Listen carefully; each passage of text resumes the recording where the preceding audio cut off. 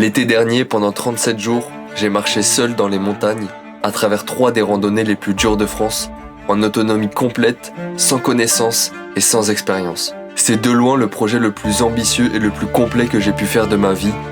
Alors laissez-moi vous raconter cette histoire. J'ai jamais connu aussi difficile. Ah, j'en chie tellement. Oh putain.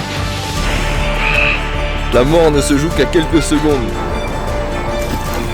Qu'est-ce que je kiffe être là, putain. J'ai envie d'arrêter tout là. Wouh! Moi contre moi et on verra qui ira jusqu'au bout.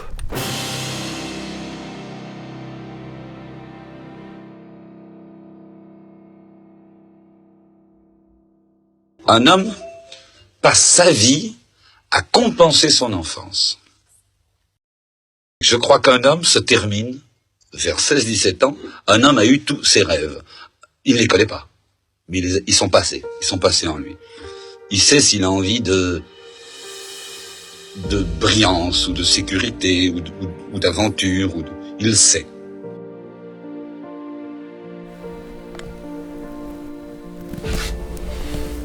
Je m'appelle Baptiste Demoret, j'ai 22 ans, j'habite à Rennes et mon rêve c'est de faire le tour du monde sans moteur, de rallier tous les continents, d'aller dans les endroits les plus reculés, dans les endroits les plus extrêmes.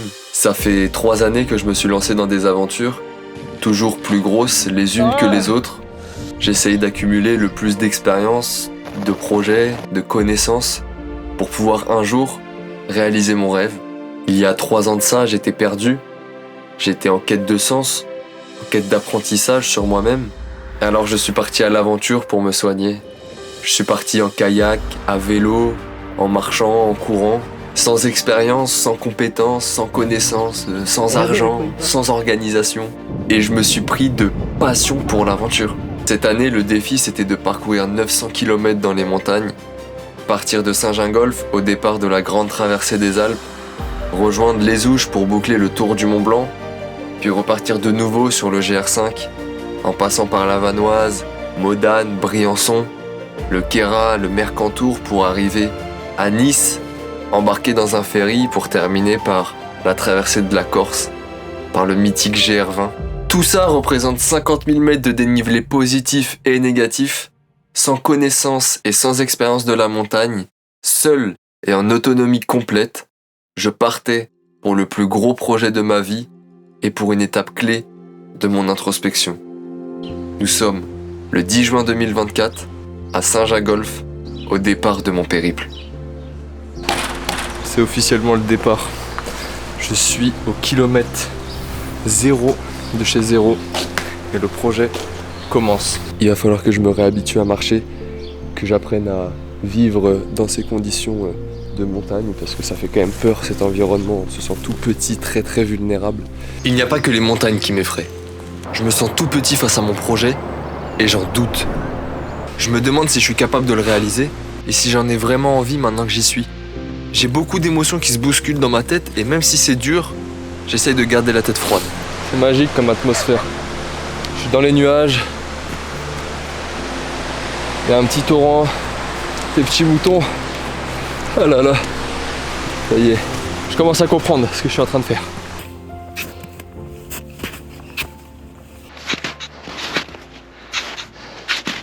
C'est le premier col complètement sous les nuages. C'est dommage pour un premier. Il n'y a pas trop de paysage à se mettre sous la dent, mais bon. Content, 1900 mètres. En haut du col, j'ai la chance de rencontrer Bruno, un Corse passionné de randonnée qui lui aussi commence le GR5 aujourd'hui. Je passe toute l'après-midi à écouter ses conseils. Mais la maman vache, elle ressemble à ça en plus maigre. Je prends du plaisir à discuter et à passer du temps avec lui. J'en oublie même mes peurs et mes doutes pendant quelques heures. Ah, j'en chie tellement. C'est dur. C'est dur à mort. Ça remet les idées en place.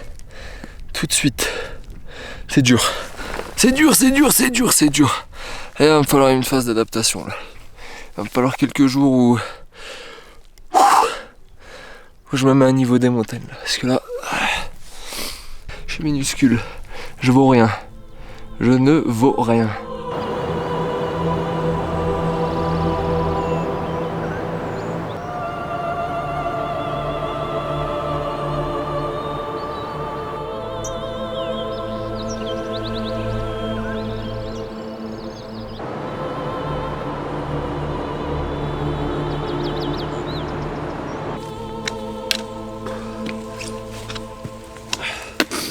pas fait autant de kilomètres que je le voulais.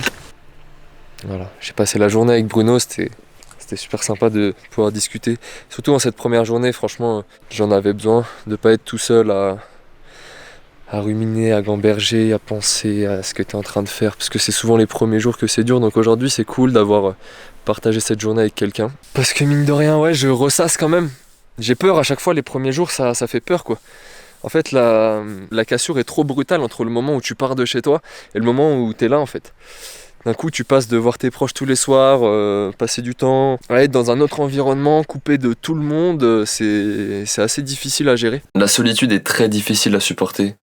Je quitte ma vie, mes routines, mon entourage, la vie en société. Je me retrouve seul face à moi-même et je me rends compte que j'ai du mal à apprécier. Donc les premiers soirs, j'appelle mes proches pour que la douleur liée à la solitude soit moins forte. Allô mamie, c'est Baptiste. Oui, c'est Baptiste. Ouais, ça va? Oui, ça va.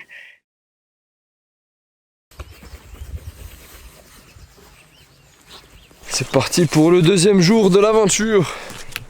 Le jour où il ne faut pas déprimer.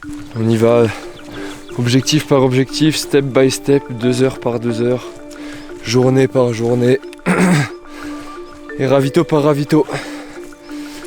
Parce que c'est le seul moyen pour que je réussisse. Si je vois le projet dans sa globalité, je vais pas y arriver, je vais déprimer. Merde alors. Il va falloir que je fasse attention ici. Je sais pas par où je vais passer. Ah putain. Il commence à flotter en plus.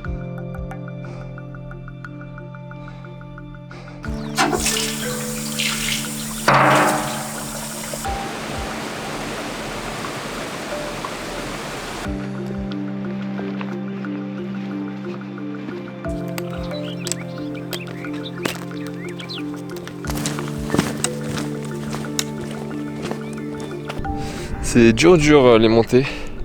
J'ai les jambes lourdes et j'ai le cœur qui s'emballe vite, j'ai pas beaucoup de cardio. De toute façon jusqu'au Contamine, là où je récupère mon premier ravito, je me dis que je m'acclimate, donc ça va être au 4e, 5e jour. Pour le début du Tour du Mont Blanc, finalement j'ai quand même envie d'être un peu plus aguerri.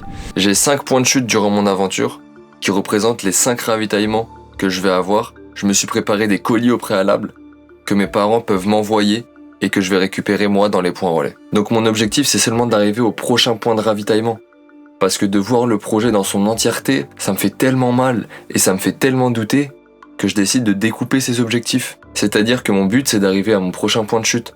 Au Contamine, ça représente 3 jours de marche et je découpe ces 3 jours de marche en tranches de 2 heures. C'est ma seule manière de pouvoir avancer dans mon projet sans me démoraliser. J'essaie de garder le moral. En vrai c'est dur comme début d'aventure.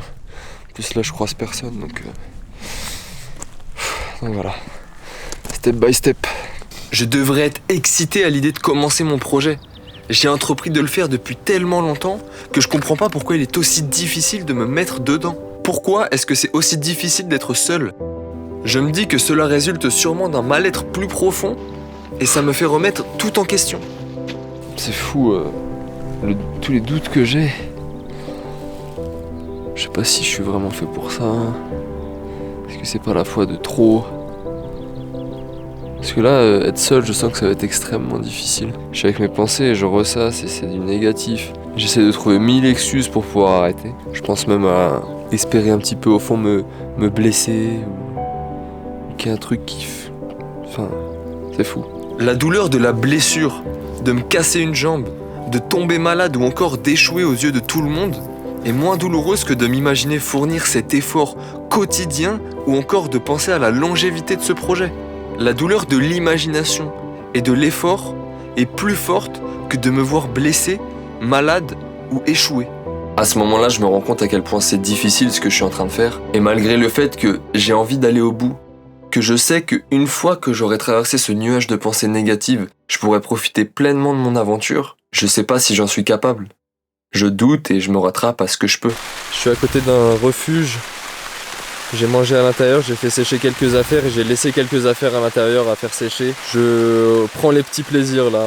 J'ai pris un coca au refuge et j'ai mangé du lyophilisé purée poulet. Il était super bon donc franchement je suis content. Voilà, je reste là-dessus. J'espère que je vais pas trop mouiller cette nuit. Et comme si le ciel m'avait entendu, quand je me réveille, j'ai le droit à un temps humide mais ensoleillé. Là, tu sèches? Ouais, bah ouais, le soleil ça va faire du bien là, ça va me réchauffer un peu. Là, aujourd'hui, normalement, ils annoncent sec, pas de pluie, et demain, pareil. Ouais, c'est cool. Je range mon campement et j'attaque la journée dans de bonnes conditions, sous un ciel dégagé. Je passe par la petite ville de Samoins et j'en profite pour faire des achats malgré mon retard. Petit bout de fromage, petit bout de saucisson. Je vais être bien content de pouvoir manger ça tout là-haut. Ça peut paraître anodin, mais s'acheter un petit peu de saucisson, un bout de fromage, boire un coca, c'est des petits plaisirs qui donnent de la motivation et qui récompensent l'effort. Et je vais comprendre assez rapidement que ça va devenir primordial tout au long de mon aventure.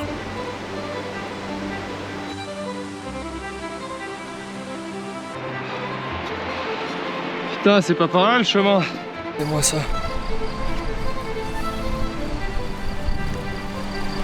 C'est magnifique.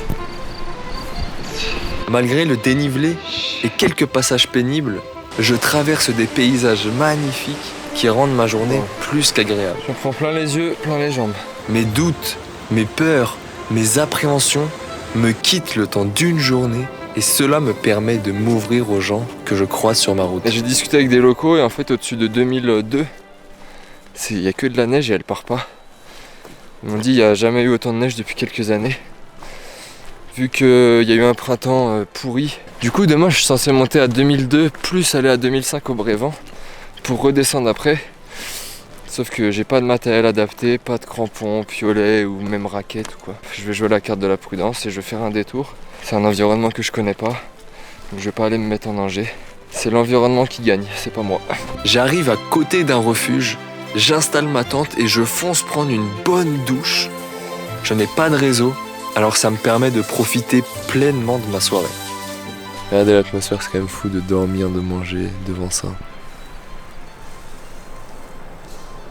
J'avais pas envie de partir, j'avais pas envie de commencer, mais là, je suis en train de changer d'avis, on dirait. Putain, mais regardez-moi ça. J'ai eu particulièrement froid cette nuit. Je me réveille à cause du froid. J'ai hésité à mettre ma couverture de survie, mais là, je me suis fait chauffer de l'eau pour avoir une source de chaleur. Mes chaussures, elles sont encore mouillées. Bon, c'est pas ouf. C'est le genre de matin où c'est dur. Et là, je vais m'attaquer à ça, là. Que dans la neige.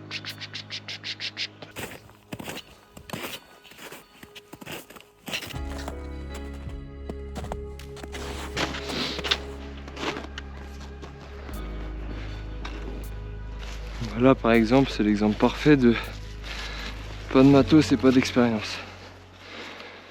Je sais pas où est le chemin.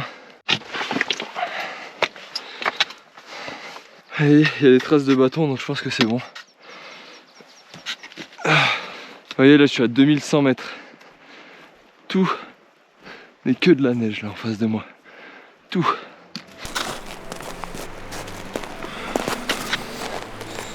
Je suis dans un autre monde là.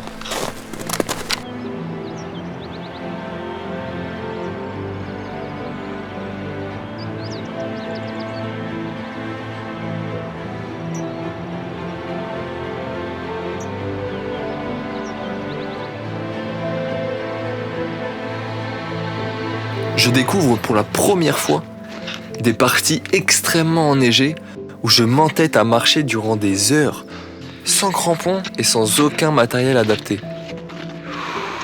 Croyez-moi, c'est un soulagement d'en finir et d'arriver au col.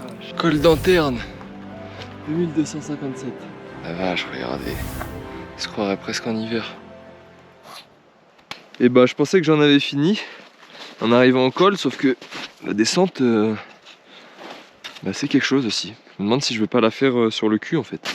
Oh putain. Wouh. Oh, j'ai des couilles gelées. Oh putain. Est-ce que j'y aurais cru ça? Si on m'avait dit que ça se passerait comme ça. Regardez tout ce que j'ai dévalé. Oh putain, c'est méga impressionnant tout ce que j'ai dévalé en luge. La descente m'a fait comprendre que la mort ne se joue qu'à quelques secondes. Et quand je vois la vitesse que tu prends, si tu glisses et que tu tombes, il y a des endroits, c'est des pierres quoi. Donc tu te fracasses par terre, bah, et c'est fin de l'aventure, quoi.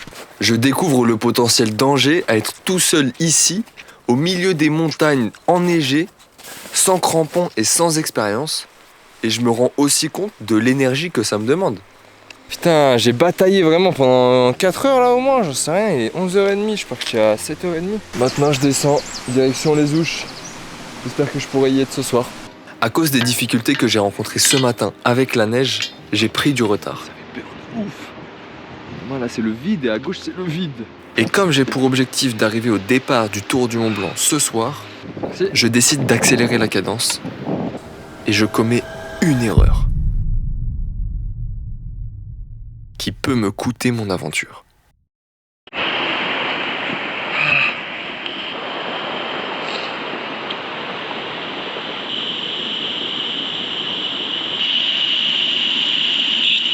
Je suis tombé dans le ruisseau. J'ai pris appui sur une pierre qui était mouillée, j'ai pas fait attention et je me suis éclaté la tête la première contre le rocher. Je me suis fait un gros choc. J'étais un peu sonné là pendant quelques minutes. Comme un imbécile, je cours dans la descente pour rattraper mon retard et au moment de franchir un ruisseau, je glisse. J'ouvre les yeux, je suis dans l'eau, je me relève, j'ai mal à la tête, j'enlève mon sac et je suis à 2 doigts de me pisser dessus, donc j'urine. Et puis pendant 5 minutes, j'étais sonné et choqué. Je me suis vraiment fait peur. Là, je remets tout en question. Même si la journée d'hier s'est bien passée, est-ce que j'ai vraiment envie de faire ça ? Est-ce que je suis pas en train de me mettre en danger ? En plus, depuis ma chute, je fais que de pisser toutes les 5 minutes. Est-ce que c'est pas le symptôme d'une commotion cérébrale ou un truc comme ça ? Moralement, ça va pas, c'est dur et j'ai besoin de réponses. Donc j'appelle un médecin. Bonjour. Oui bonjour, je vous appelle suite à une chute que j'ai faite instantanément et depuis 2 heures, je n'arrête pas d'avoir envie d'uriner. Très bien, vous avez vomi depuis ou pas? Non. Du coup, on est vraiment pas inquiet. Eh ben nickel. Merci beaucoup, au revoir. Au revoir, monsieur. Au revoir. Bon, j'ai peur que de mal. Ça va faire la 20e fois que je pisse depuis que je suis tombé.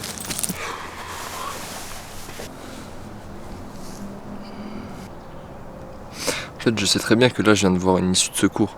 Et quand il m'a dit qu'ils étaient pas inquiets, en vrai, j'ai été déçu. En fait, à la moindre faille, au moindre truc que je vois, j'ai envie de m'immiscer dedans, d'arrêter de trouver une excuse, parce qu'en fait, c'est un supplice de faire ça, quoi. C'est insupportable d'être seul face à moi-même. Pas rentrer toujours plus en introspection, toujours plus deep, toujours plus profonde, sauf que ça rend triste, en fait, ça rend fou. Ça rend fou. C'est que du négatif, négatif, négatif, tout le temps, en fait. Je sais pas, les êtres humains, c'est quand même les seuls êtres qui peuvent partager, communiquer. Moi, je fais tout seul, ça n'a aucun sens, en fait. Après cette chute, j'ai vu un moyen d'arrêter mon aventure. J'ai vu un moyen d'abréger toutes les souffrances, physiques ou mentales que j'avais. J'ai commencé à me poser énormément de questions, à remettre en cause tout ce que j'étais en train d'entreprendre. Et c'est redevenu très difficile mentalement. J'étais vraiment au plus bas. Quand j'ai vu une porte de sortie, évidemment, j'ai foncé dessus, quoi. Voilà, tu te prends un petit ascenseur émotionnel, quoi. On verra pour la suite. Écoute.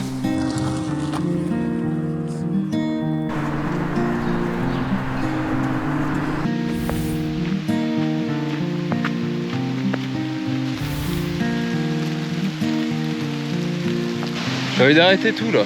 C'est pas que c'est dur, c'est pas que je suis pas capable. C'est que ça me casse les couilles de le faire. J'aime pas là, je suis tout seul sous la pluie comme un con. J'ai récupéré mon colis qui est là. Je suis trempé, j'en ai marre. J'ai pas envie, en vrai là j'ai envie de rentrer. Même de juste rester là, en endroit, rien faire.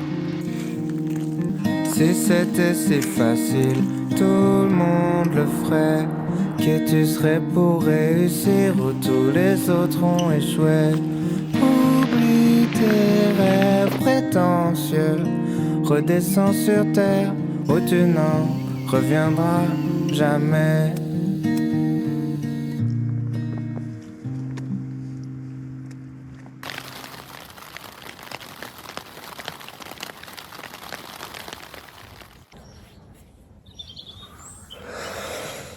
Je suis pas bien, je crois que je suis triste. Je suis vide. Tu sais ce moment où tu vois toute la vie en gris, t'as pas d'envie, rien, mais genre aucune envie. Dans une phase de remise en question de dingue.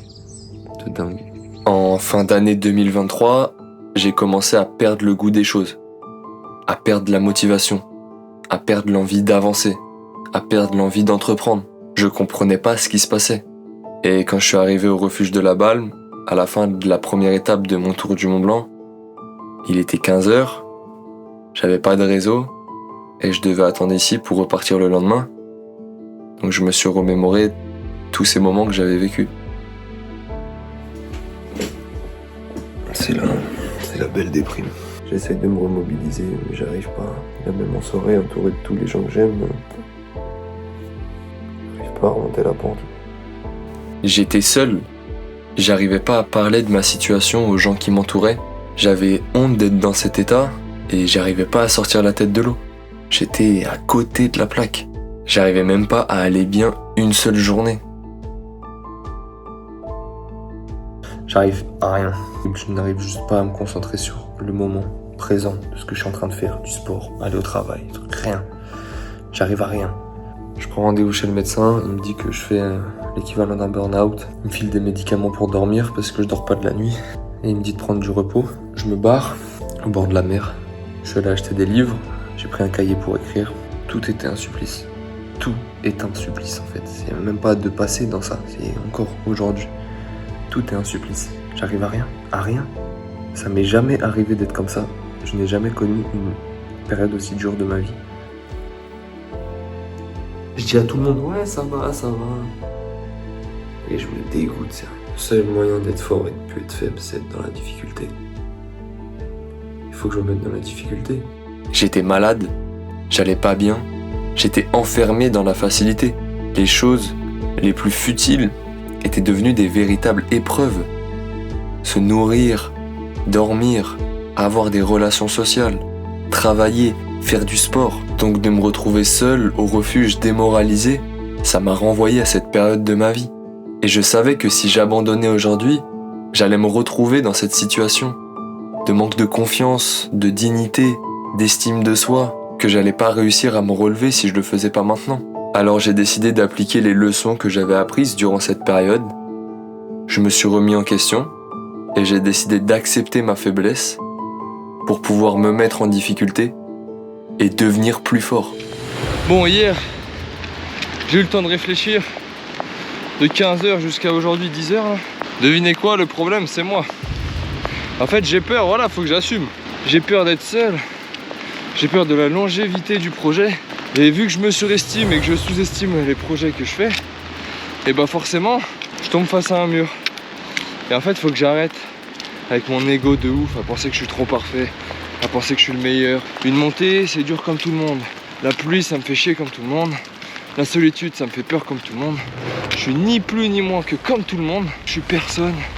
Fais ton projet, ferme-la.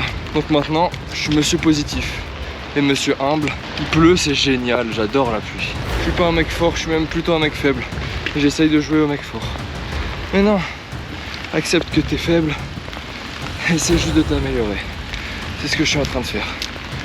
Voilà. Je viens de prendre la plus grosse leçon d'humilité de toute ma vie. Et mine de rien, ça me fait un bien fou de l'accepter. Putain, regardez l'éboulement.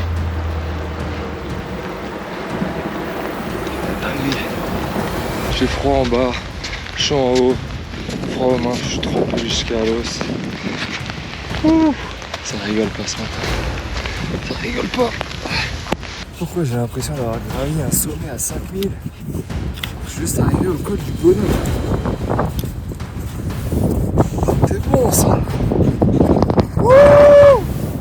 Après 1h30 de marche, j'arrive en haut du premier col du Tour du Mont Blanc. Et comme je suis motivé et plein d'énergie due à ma remise en question, je décide de prendre la variante. Foutu pour foutu. Je monte au col des Fours. J'ai plus peur, j'ai confiance en moi. J'aime la montagne, bordel. Comment j'ai pu douter de ça? J'avais perdu la flamme de toujours se battre et sortir de sa zone de confort. J'y vais, malgré que cette variante ne soit pas conseillée, due aux conditions météo, à l'enneigement et surtout au manque de traces. Wouh! Ah putain! Col des Fours de 1700 mètres. Putain! Vous voulez que je vous dise la vérité? Rien que la vérité c'est que j'avais laissé la facilité rentrer dans ma vie. Beaucoup trop laissé dernière semaine. J'avais jusqu'à 10 heures de temps d'écran, j'en branlais pas une. J'attendais, je déprimais chez moi, en attendant de commencer mon projet. Donc évidemment, là, dès que je me confronte à la difficulté, au moindre obstacle, j'ai envie d'abandonner parce que mon cerveau était anéanti par la connerie humaine, des réseaux sociaux, du confort, de la surconsommation. Et moi, j'étais là, je me le cachais en trouvant des excuses, de l'introspection, de je sais pas quoi. Oui, c'est vrai, ça joue, mais la complexité, elle est pas là. La complexité, c'est que ce que je fais, c'est dur. Je l'ai sous-estimé. J'étais trop dans la facilité. Là, la réalité, elle fait mal. Elle fait mal et j'ai eu envie d'arrêter. Je me suis plaint alors que putain, qu'est-ce que je kiffe la montagne. Qu'est-ce que je kiffe être là, putain. Wouh 2700, enfoiré. Quand je redescends du col des Fours, je perds la trace, donc je fais mon chemin au beau milieu de la neige et dans les descentes, je finis sur les fesses. Sauf qu'à un moment, je me mets vraiment en danger. À ce moment-là, je glisse, je contrôle plus rien, je prends de la vitesse, j'essaye de m'arrêter mais j'y arrive pas. Je panique, je vois qu'il y a un torrent en bas et que si je m'arrête pas, je vais finir dedans. Donc à ce moment-là, je suis face à la paroi et je plante mes mains et mes pieds de toutes mes forces dans la paroi pour pouvoir m'arrêter. Je m'arrête à quelques mètres du torrent et je réalise que si j'étais tombé dedans, l'aventure aurait pu être terminée. Je comprends que l'excitation, la motivation ou le fait d'avoir les pieds mouillés et d'avoir hâte de descendre, c'est pas une raison pour accélérer. C'est au contraire à ce moment-là qu'il faut être le plus vigilant. Putain, j'aurais galéré pour retrouver le chemin. Je me serais perdu. Je suis tombé, j'ai failli me mettre en danger. Donc bon, je vais faire plus attention, toujours rester dans les traces. Mais là, je les voyais plus, j'essayais de revenir sur mon chemin, mais j'ai pas été attentif. Bon, cette journée, elle m'a fait du bien quand même. Aujourd'hui, j'avais besoin d'une grosse journée où je me remets dedans, où j'accepte, c'est bon, que j'avais juste peur, que c'était dur et qu'il fallait que je me dise la vérité en face. Tour du Mont Blanc, col de 7. 3e col de la journée. Quand il n'y a pas un pote ou quelqu'un de ta famille pour te dire là tu fais de la merde ou là j'ai l'impression que tu vas dans le mur, bah c'est dur de trouver soi-même et de se le dire. Donc voilà, ça aurait pris un peu de temps. J'accepte et je vais pouvoir enfin m'amuser et exploiter pleinement ce projet qui est quand même fou quoi.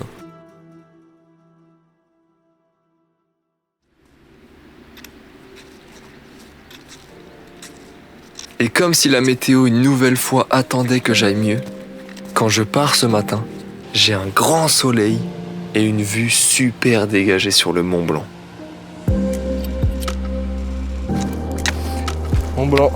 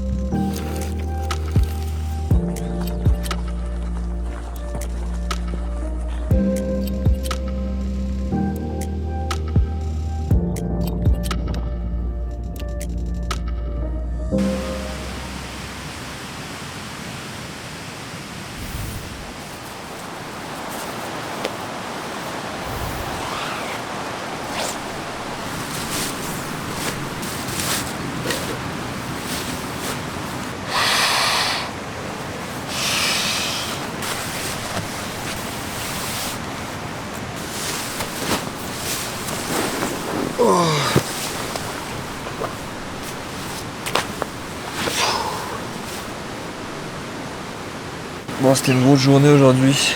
Mais bon, là, je suis à fond dans mon voyage. Carrément, il y a 5 jeunes de mon âge à peu près qui m'ont proposé de faire du camping avec eux il y a 1 heure. Je me suis dit non. Déjà parce que j'avais envie d'avancer et de deux parce que j'avais envie d'être tout seul. Et quand je suis bien tout seul comme ça, c'est que je suis dans mon truc. Là, tu vois, je vais faire ma petite toilette, faire la vidéo pour Instagram. Je vais manger et je vais dormir tranquille. Je commence à prendre énormément de plaisir à être tout seul, à être dans mon aventure, à marcher, à penser, explorer, à regarder. Je commence à m'émerveiller et à rentrer absolument dans mon projet. Il y a des mécanismes qui sont en train de se créer, des habitudes, et je commence à ne pas avoir envie de les lâcher. Parce que c'est en train de créer un cadre qui est très important.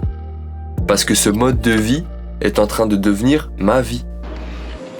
Et j'attaque une nouvelle journée avec du dénivelé ce jour-ci, en particulier pour monter au col Grand Ferret, afin de passer de l'Italie à la Suisse. Je continue à marcher sur des grandes routes enneigées, et une fois arrivé au col, je profite de la vue en mangeant ma collation. Ensuite vient mon moment préféré, la descente. Je redescends dans la vallée, et quand je le peux, je m'arrête dans les commerces pour prendre du plaisir à manger du fromage, du saucisson, et aujourd'hui je croise des vaches qui se battent. Je m'attendais pas du tout à voir ça, et pourtant j'ai pris beaucoup de plaisir à les observer. Alors ça m'a inspiré. En fin de journée, je suis tombé sur un groupe de quarantenaires qui faisait lui aussi le tour du Mont Blanc. Alors je me suis joint à eux. Tu as des idées à la con, je te jure. C'est dans la tête. Je m'attendais pas à passer la soirée avec eux, et pourtant, j'ai pris énormément de plaisir.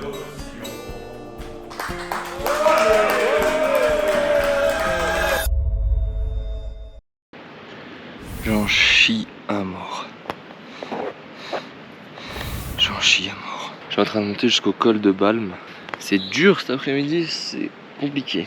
Autant tous les autres jours. Ça allait à peu près. Là, c'est une épreuve. On va aller jusqu'au bout, hein. On lâche rien. C'est fini demain le tour du Mont Blanc. Donc on lâche rien. La chaleur, le dénivelé, l'alcool de la veille et la petite soirée passée la nuit me donnent l'impression que la journée est interminable et que la montée ne finit jamais. C'est tout là-bas. Là où il y a la maison. Il faut que j'aille.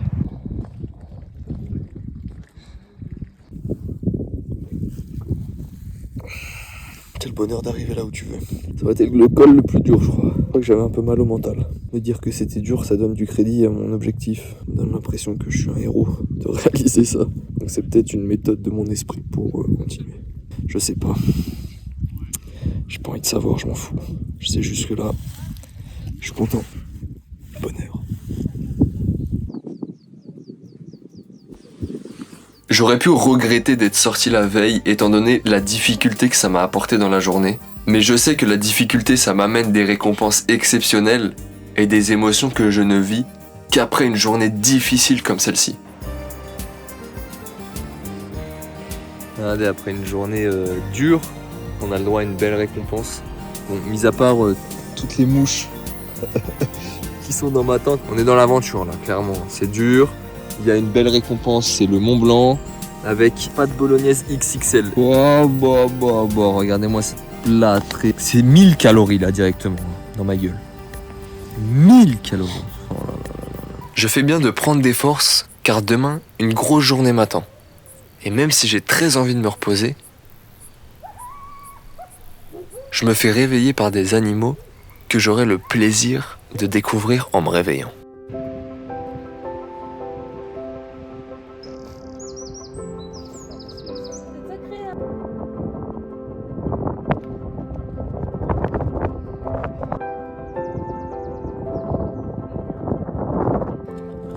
Je me montre la voie. Mais après ce joli réveil, les choses sérieuses me rattrapent. Je sais pas si c'est l'accumulation de la fatigue, la chaleur, le mental, mais c'est dur de ouf. Faut que je monte jusqu'au Brévent. J'en ai pour 3 heures, je crois. Après, c'est de la descente jusqu'aux Ouches. Donc là, c'est la dernière montée. Après, je prends un jour de repos, rien à foutre. Je fais des machines, je mange comme un gros porc. Je me repose et je repars, mais putain de merde. Ça fait maintenant 10 jours que je marche sans m'arrêter, que je n'ai pas fait une machine, que je n'ai pas pris le temps d'apprécier un bon repas. Et je commence sérieusement à ressentir le besoin de confort. Donc pour me motiver à terminer ma journée et le tour du Mont Blanc, je me planifie une journée de repos pour le lendemain. J'ai rien à foutre ici. Rien à foutre ici. J'ai pas pris le bon chemin. Ça y est, on va clôturer la première étape, qui est le TMB.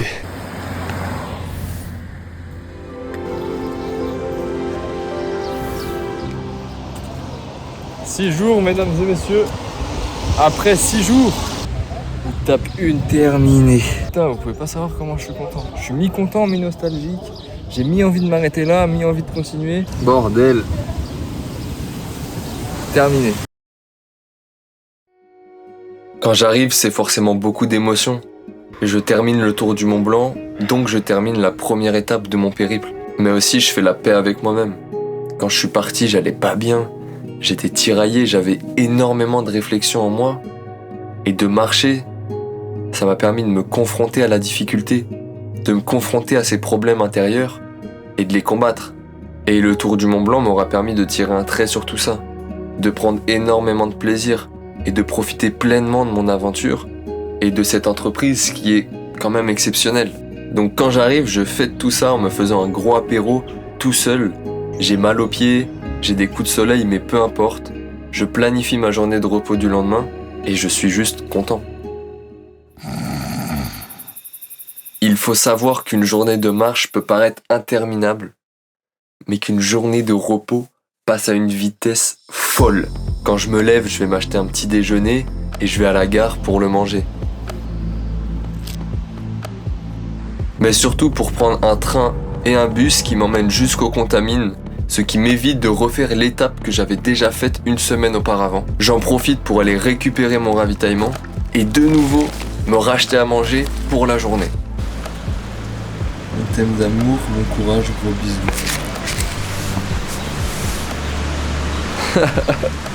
Ah, ça fait trop plaisir, c'est mes parents. Je vais le garder, ça. Je vais le mettre dans ma banane avec moi. Puis j'ai 1 heure de marche en direction du camping où je vais dormir ce soir, qui se transforme très rapidement en 10 minutes de remorque. Exceptionnel. Cette vie, franchement, bordel cette vie.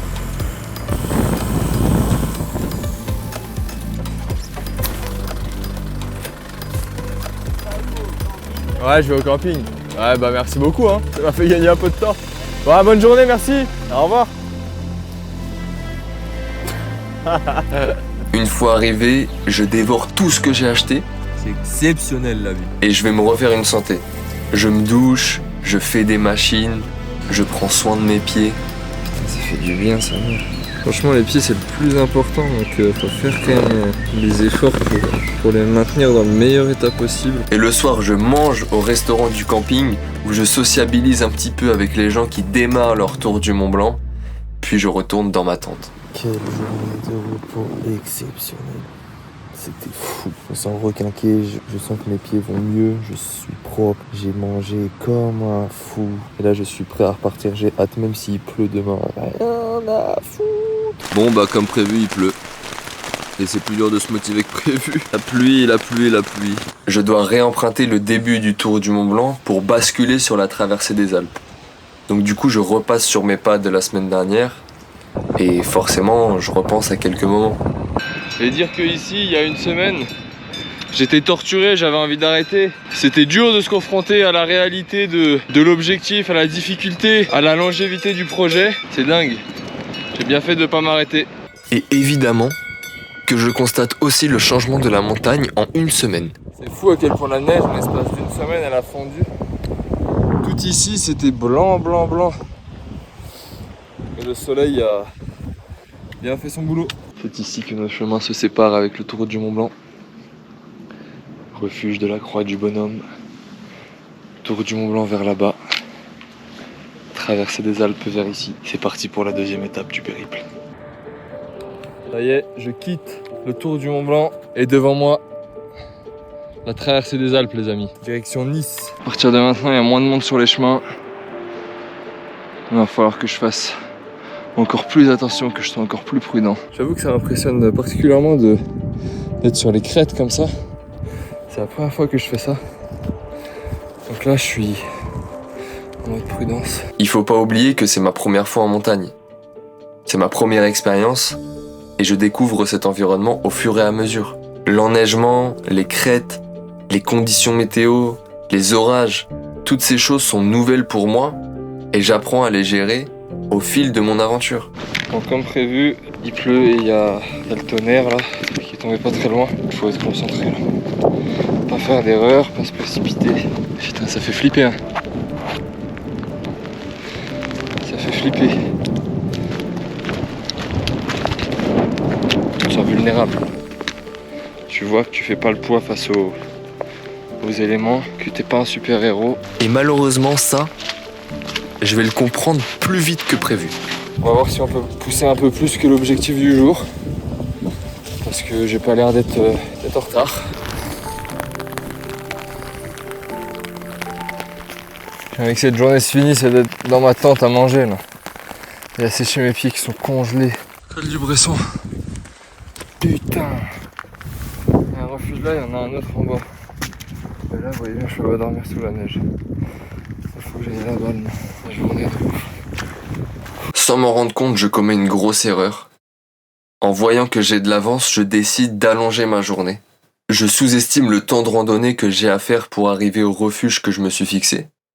Mais avec la neige, la pluie, la grêle, le fait que je prolonge mon effort, ça me fait dépenser beaucoup plus d'énergie que d'habitude. Et dans la descente du col, encore une fois dans la neige, j'ai manqué de lucidité et j'ai glissé. J'ai perdu la trace et j'ai commencé à faire la mienne en essayant de retrouver le chemin. Et à un moment, j'ai glissé. J'ai commencé à dévaler la pente à toute allure. Et il y avait un pierrier en bas et là, j'ai planté mes bâtons de toutes mes forces dans la neige. J'ai plié un bâton et j'ai réussi à m'arrêter. Je me rends compte une nouvelle fois que j'aurais pu me blesser et que ça aurait pu devenir encore plus dangereux. Parce que j'avais pas de réseau et que j'étais tout seul. Là, je m'en veux parce que c'est la deuxième fois que je commets la même erreur. Il y a le refuge qui est juste là, en dessous. J'espère qu'il est ouvert, là il m'est arrivé des dingueries, je suis trempé jusqu'aux os. S'il est pas ouvert, je sais pas ce que je vais faire. Il y a de la lumière. Oui. Quand j'arrive au refuge, voyant que je suis glacé et que je suis trempé, on m'offre un chaudron de soupe. Je finis évidemment, mais surtout j'en profite pour faire sécher mes affaires et pour dormir dans un bon lit. Donc je suis content, malgré que je repense à ma mésaventure de la journée. J'ai glissé sur un névé avec des cailloux. Je suis tombé dans la neige, j'ai tordu mon bâton, je me suis pris la flotte, j'avais les pieds complètement trempés, les mains complètement glacées. Donc je me suis mis en danger bêtement en voulant allonger mon étape. Je me suis fait peur.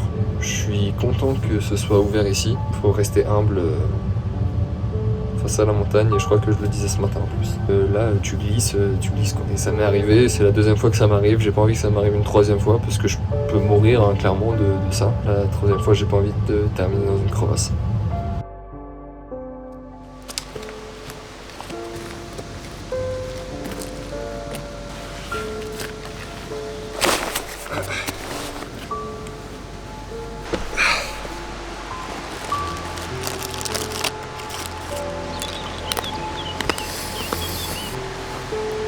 Oui, mon cher mon titi, j'espère que t'es pas trop ennuyé avec des orages parce que il y a tellement de gros orages par là. Voilà, je pense beaucoup à toi. Allez, je t'aime. Je t'embrasse. C'est bon, je suis reparti pour 1000 km avec ce message-là. Le soutien de mes proches, c'est quelque chose qui est primordial pour moi. Le fait de savoir qu'ils sont là, qu'ils me poussent, qu'ils croient en moi et qu'ils veulent me voir réussir, c'est un moteur. C'est ça qui m'aide à avancer tous les jours. Parce que quand moi j'ai plus envie, je sais que eux ne veulent pas me voir m'arrêter. Alors quand les choses deviennent difficiles, c'est pour eux que je le fais. Bordel, j'ai la flemme de faire du dénivelé aujourd'hui. J'ai envie de manger. La prochaine fois que je me lance des défis, je me lance des défis sur la nourriture. Manger le plus de plats possible. Voilà le genre de dégâts qu'il y a eu ces derniers jours. Des gros écoulements, ce genre de choses.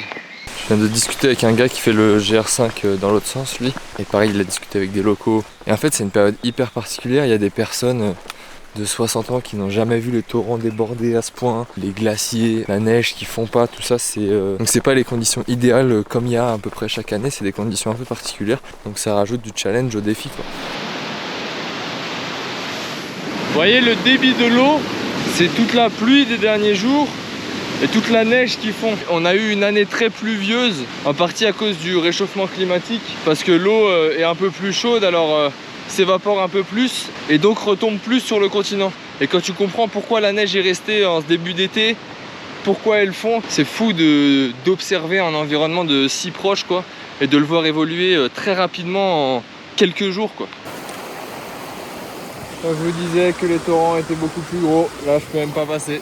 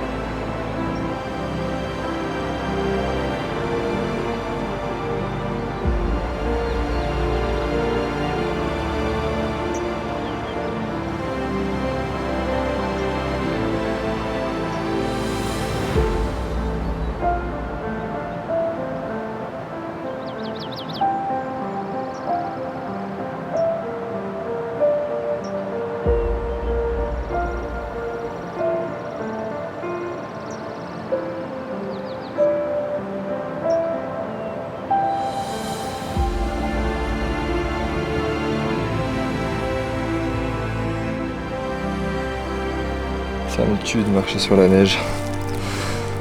Oh, je dépense tellement plus d'énergie. J'ai que de la bouffe dans la tête, putain. Je pense qu'à ça, je pense qu'à bouffer. C'est fou, j'ai jamais eu autant faim de ma vie. J'ai faim chaque minute de la journée, quoi. Même quand je mange, je suis même pas en train d'apprécier ce que je mange. Je suis en train de m'imaginer manger autre chose.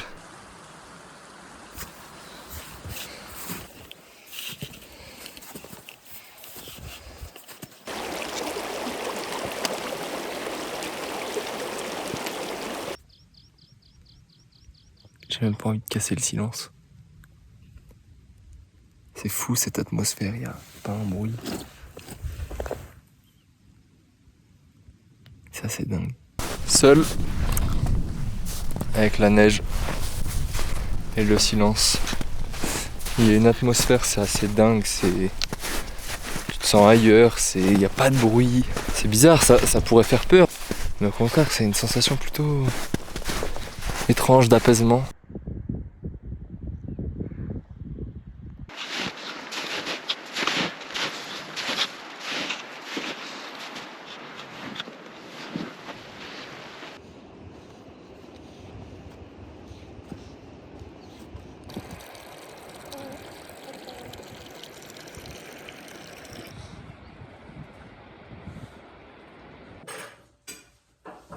Comme ça maintenant.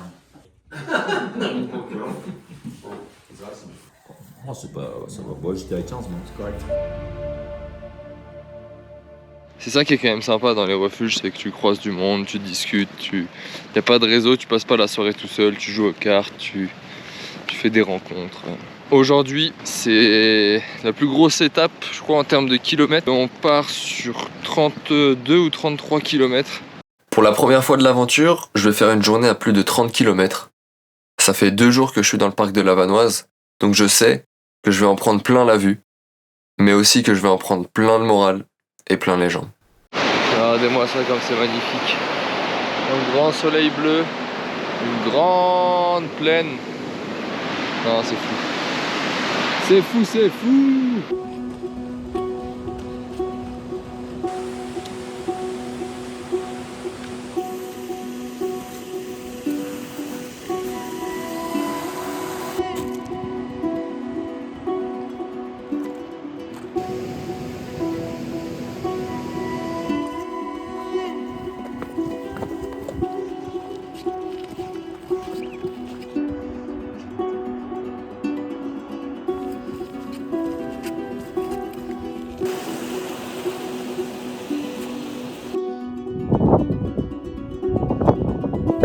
Magnifique.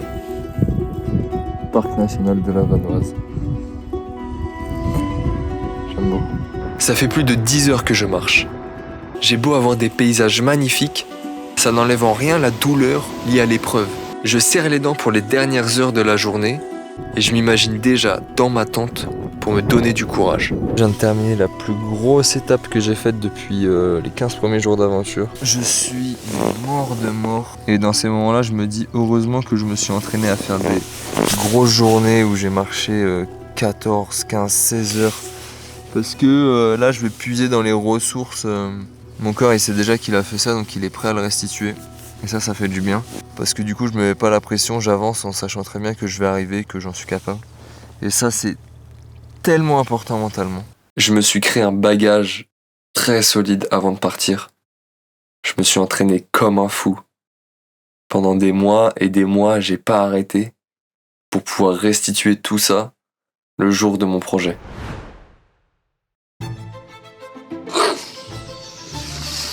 C'est parti pour une nouvelle journée aujourd'hui. 60 km. Week-end numéro 3.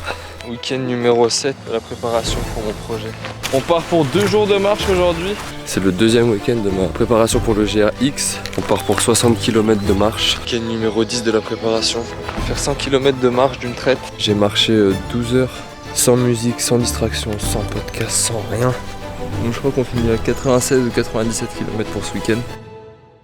Je me suis autant entraîné parce qu'à la base, je voulais faire ce projet en moins de 30 jours. Je voulais absolument faire une performance et établir un record. Et si je voulais faire tout ça, il allait falloir que je m'entraîne très dur. Ça a été loin d'être facile tous les jours, mais ça a été plus que nécessaire pour mon projet. Et vraiment, j'ai une flemme, j'ai pas envie, puis ça me fait peur. J'ai pas envie. J'étais en train de me dire, faut être con pour faire ça. J'ai pas envie de les faire, les 60 km. Putain, je suis mort. C'est dur. J'avais oublié que c'était dur. Franchement, là, c'est chaud. Je suis en souffrance de baiser. C'est le visage quand ça commence à être dur, ça. C'était dur de ouf, la fin, là. Est-ce que tu m'as déjà vu abandonner une fois dans ma vie après avoir dit c'est dur? Il va falloir être plus costaud que ça. Quel connard, tu as fini sa semaine un vendredi et va marcher 100 bornes. Baptiste de Moret fait ça. Ouais, Baptiste, je fais quoi le samedi soir? Je fais ça. Ça me remet les idées en place. Il va falloir y aller plus fort. C'est vraiment marcher pour marcher, aucune stimulation, rien. C'est de la merde, ouais, c'est de la merde. Regardez. C'est vraiment de la merde. Hein. C'est que du plat de merde, des paysages de merde, c'est de la merde. Ça tire pas trop? Ouais, ça tire un peu hein, quand même. Et puis ça fait mal dès que je m'appuie quoi. Je me bats contre la fatigue. Tellement mal que je me demande si c'est possible de tenir une cadence comme ça sur 30 jours.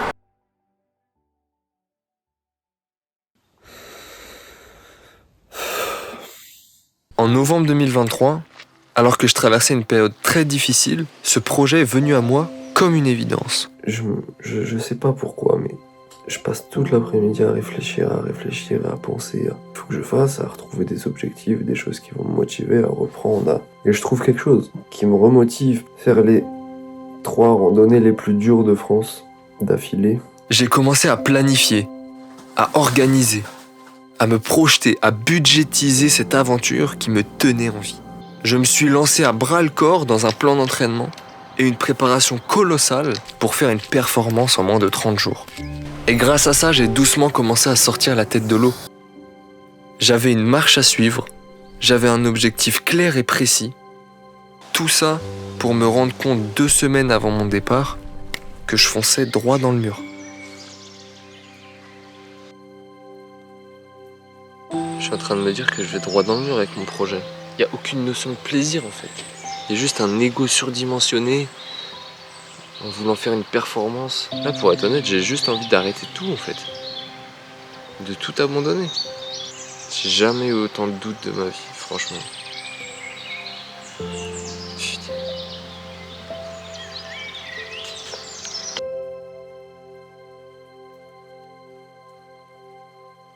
Je venais tout juste de me rendre compte que j'étais à côté de la plaque.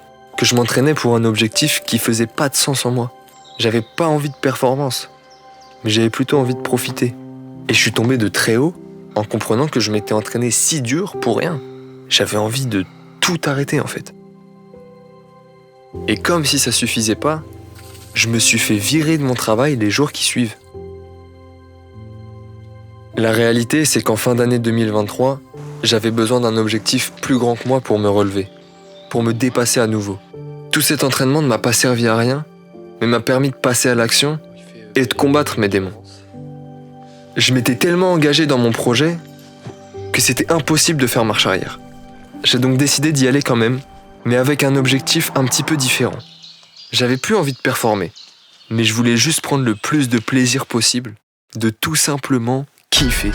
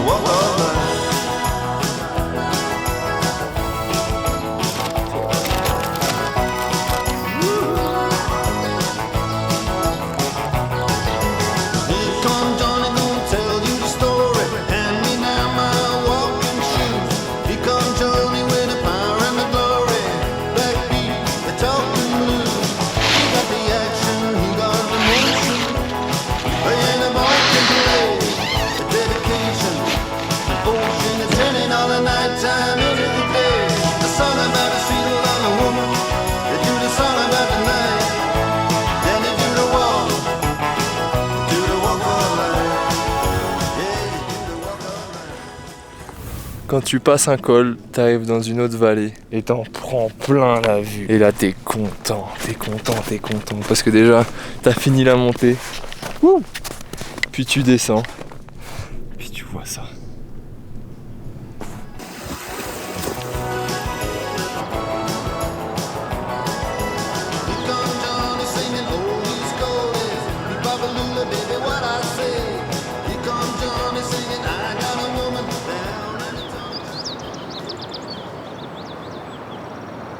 Que cette vie est apaisante.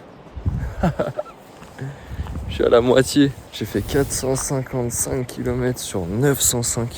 Je pensais que ça allait me faire bizarre d'arriver à la moitié. Parce qu'habituellement, quand j'arrivais à ce moment-là, je me disais putain, c'est trop cool, j'ai fait la moitié. Et oh bordel, j'ai fait que la moitié. Et sauf que là, les journées passent tellement vite, je suis tellement dans mon élément que non, je suis juste content. C'est la moitié, il me reste encore la moitié, donc c'est cool quoi. C'est cool. Je sais pas comment dire, je suis content quoi.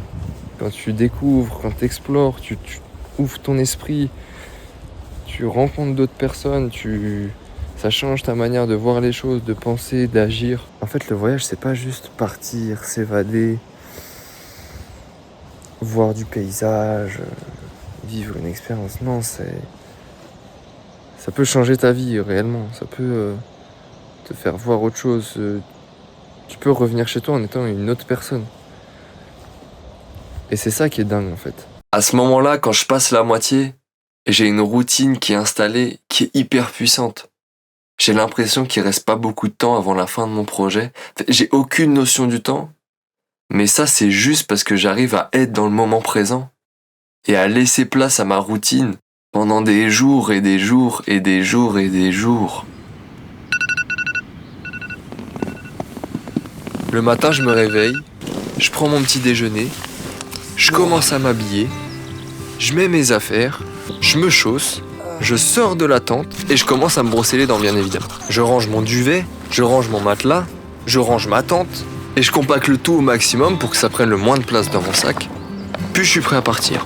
Je pars dans un endroit magnifique, je monte, je fais du dénivelé, j'arrive à un col, je redescends, je retombe dans un endroit magnifique, je vois même souvent des endroits insolites, je mange, puis je revois un paysage magnifique, je monte, j'arrive à un col, Col Malmort. je descends, je vois un paysage magnifique, un endroit insolite, je mange, je laisse ma trace sur mon chemin, puis je croise un endroit magnifique, je monte, j'arrive à un col, je descends, paysage magnifique, endroit insolite, je mange, puis un paysage, je monte, j'arrive à un col, je descends, paysage, endroit insolite, je mange, paysage, monte, col, descends, paysage, insolite, mange, Et quand j'arrive le soir, je peux enfin poser mon camp.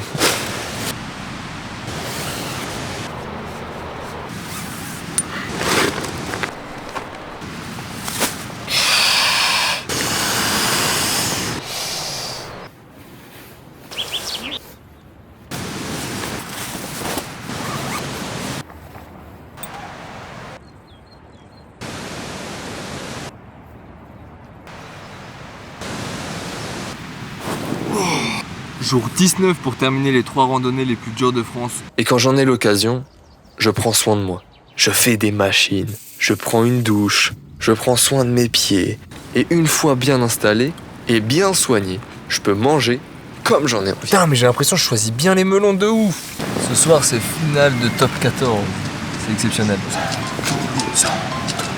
Et je continue comme ça jour après jour, jusqu'à ce que mon aventure m'oblige à chambouler toute ma routine. Ça y est les gars, je suis déjà à Saint-Étienne-de-Tinée. Ça fait déjà 23 jours que je suis parti, ça fait plus de 3 semaines quoi. Et là je vais récupérer mon avant-dernier ravitaillement. Et dans quelques jours je suis à Nice. Ça passe trop vite. J'arrive à Saint-Étienne-de-Tinée, qui signe mon dernier ravitaillement. C'est le seul petit village dans le Mercantour où j'ai trouvé un point de chute pour faire atterrir mon colis. Malheureusement quand j'arrive, le point relais est fermé. Il est 10h30, vous êtes censé être ouvert.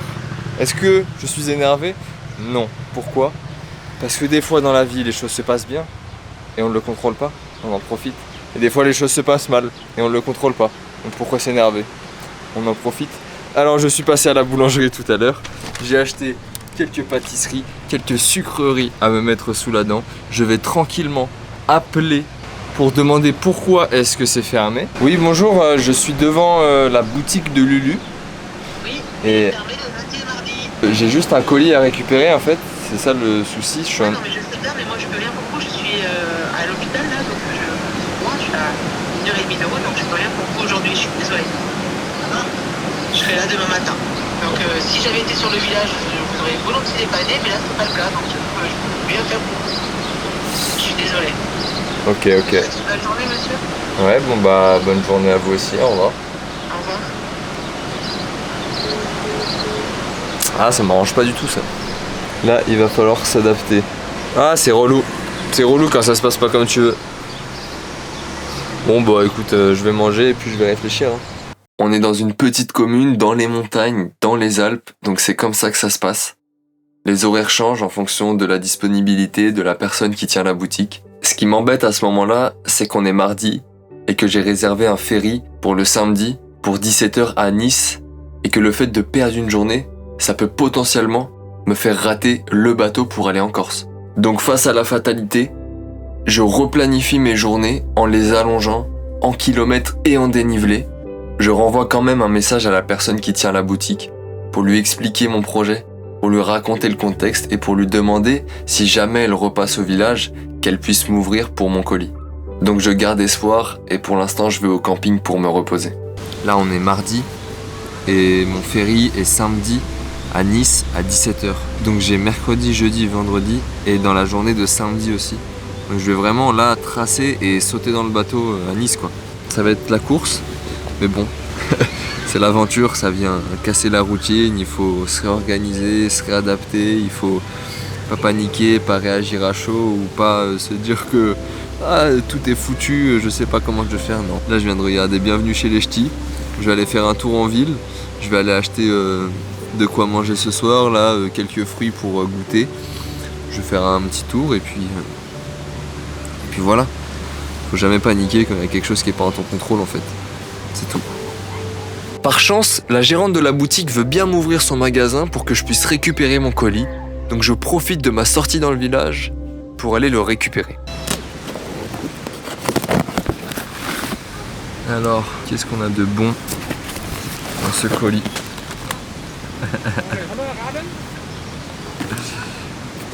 Ils m'ont mis des galettes bretonnes pourries de chocolat. Pas de bolognaise en XXL.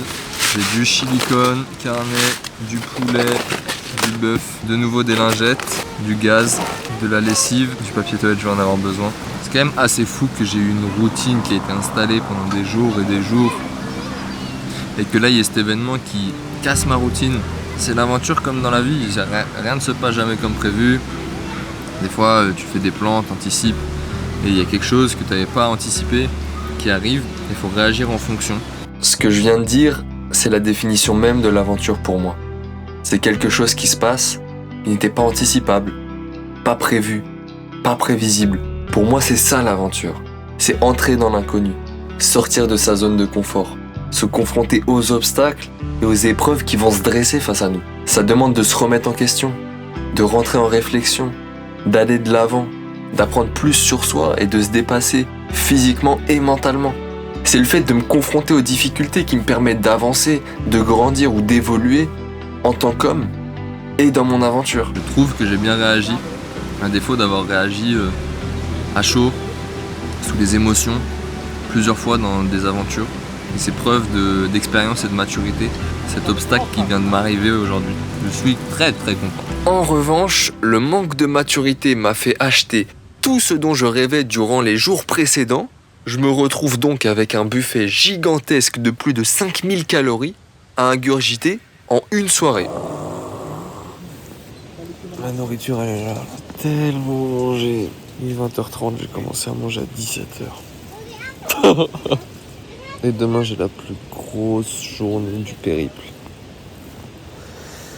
32 km et 2000 mètres de dénivelé positif.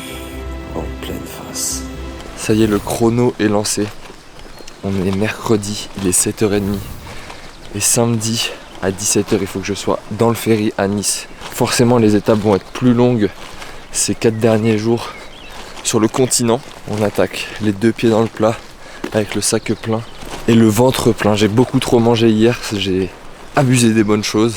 Mais bon, au moins, je me suis fait un dernier festin avant la Corse.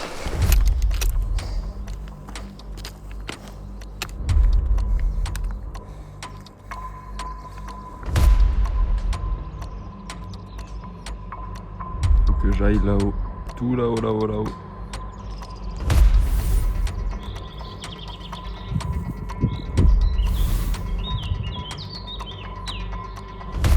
Ça grimpe aujourd'hui. Ça grimpe. Pas le choix d'avancer, pas le choix d'être fort. C'est comme ça.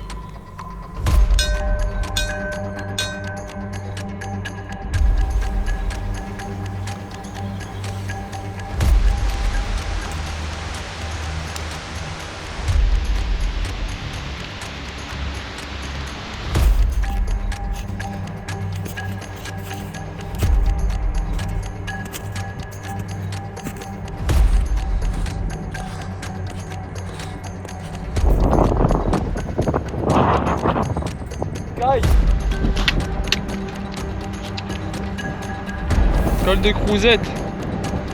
Je vais redescendre tout de suite parce qu'on voit rien. Et il fait froid. Je sais pas si je suis dans un nuage ou dans du brouillard, mais on voit pas tout ça. Il y a une atmosphère. C'est dingue.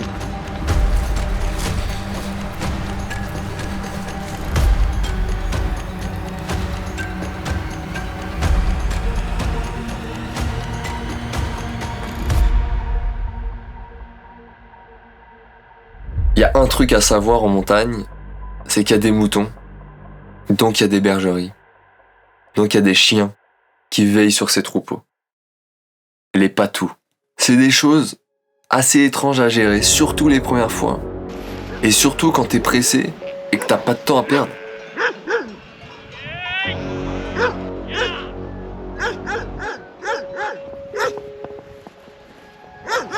La situation est tendue, il y a un troupeau énorme, il y a des patous qui sont en train de m'encercler. Je ne bouge pas d'un poil, sinon je vais me faire niaquer à droite et à gauche. C'est bon, je peux venir? Bonjour. C'est bon, je vais pas me faire mordre? Ouais.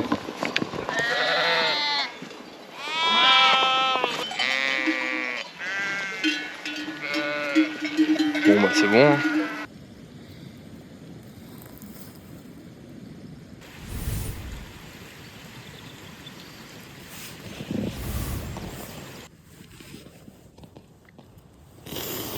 Je m'offre le meilleur des petits déjeuners ce matin. Pourquoi? Parce que c'est mon anniversaire. Et donc que je me fais plaisir. C'est mon anniversaire aujourd'hui, alors je me le souhaite en m'offrant un bon petit déjeuner. Mais il y a d'autres personnes qui veulent me souhaiter mon anniversaire et qui m'offrent un joli spectacle matinal.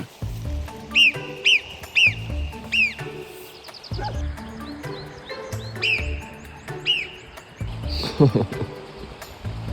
y en a un qui m'a repéré.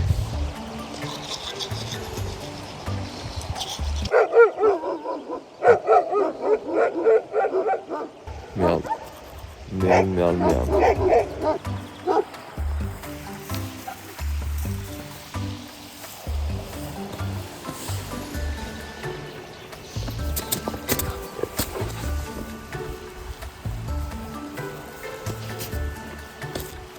Non. Oh, le con, il est parti avec mes déchets.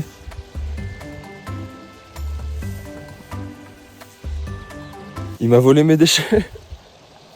Il m'a volé ma poubelle. C'est les éboueurs qui sont passés. Si j'avais su, je me ferais racketter par des chiens. Alors ça c'est quand même improbable. Bah, je vais partir, je suis pas le bienvenu. J'attaque cette 25e journée sous un grand ciel bleu. Et j'attaque aussi ma 22e année sur cette terre. Et pour la première fois de ces 22 ans, en ce 4 juillet, je suis complètement tout seul. Il n'y aura pas de repas d'anniversaire, de fête d'anniversaire. C'est une première pour moi aujourd'hui. Même si c'est une petite journée, c'est une journée très agréable où j'ai le sourire, je suis content aujourd'hui. J'ai toujours voulu fêter mon anniversaire depuis que je suis tout petit. Organiser une fête, un repas, être avec mes proches, mes amis. J'ai toujours aimé être entouré et j'aurais jamais pensé pouvoir être si heureux seul dans les montagnes en cette journée si spéciale pour moi. Je suis tellement fier d'avoir su ces dernières années m'accepter, m'aimer et aimer passer du temps avec moi. Mais finalement, c'est pas cette année que je fêterai mon anniversaire seul. Après les patous, il y a d'autres personnes qui ont voulu me le souhaiter. Mes parents. Bon anniversaire. Merci maman. Je le savais. Hier soir en m'endormant, je me le suis dit.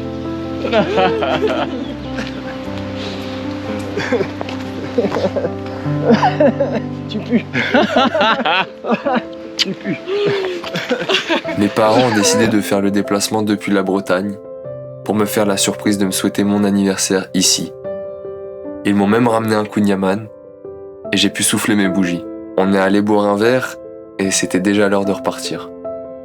Ça a été beaucoup d'émotions. Revoir ses proches alors que tu pensais les revoir que quand tu rentrerais, t'as un peu l'impression que c'est fini du coup. Quand ça fait je sais pas combien de temps que tu t'imagines que quand tu vas les voir ce sera la fin. Voilà, de les voir t'as un peu ce sentiment de c'est fini. Non, c'est pas fini. Donc ça va, ça a été assez court pour ne pas de créer de point d'attache. C'était pas une très grosse journée aujourd'hui en kilomètres, mais c'était une journée chargée en émotions.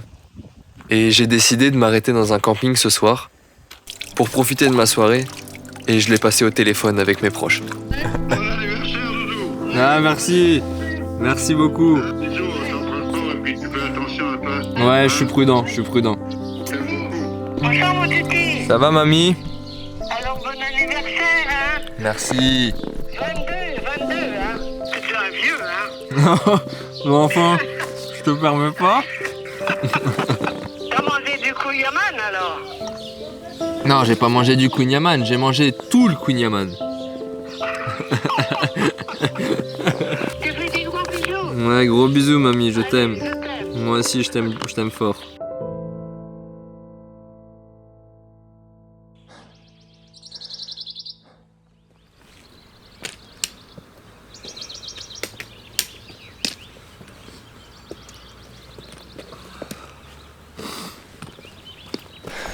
Ce sont mes derniers pas pour atteindre un col sur le continent.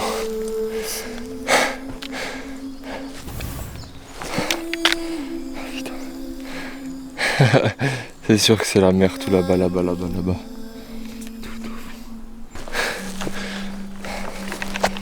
Combien de cols est-ce que j'aurais traversé? Combien de montées est-ce que j'aurais faites pour arriver ici, dans ce dernier col? J'ai tellement de chance de voir ça, de vivre ça. C'est fou. Nice. Et la mer qu'on peut faiblement apercevoir, mais elle est là. Elle est là. Oh là là. Bordel, Baptiste. Bien joué. Bien joué. Je laisse derrière moi toutes les Alpes françaises que j'ai traversées. Je quitte les montagnes à perte de vue pour trouver la mer à l'horizon. Je suis content parce que je vis de belles émotions. Je vis des émotions fortes. Mais faut pas oublier que j'ai une course contre la montre qui est lancée pour arriver en Corse.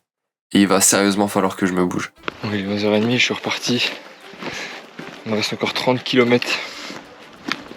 La journée va être très longue. Là, ça va être un peu la course. Je pense que je vais arriver tard.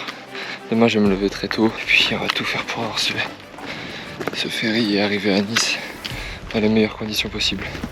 Je suis en retard, pressé par le temps, et je me confronte à 10 km de forêt, couché par une récente tempête. Je me retrouve à escalader, sauter, me baisser, et ça me demande énormément d'énergie, aussi bien en franchissement d'obstacles qu'en concentration. Bon, la forêt là, elle m'aura fait perdre du temps. Il me reste 12 km. Je croisais personne aujourd'hui. Elle me tourne autour, je sais pas si je sens le sucre ou un truc comme ça.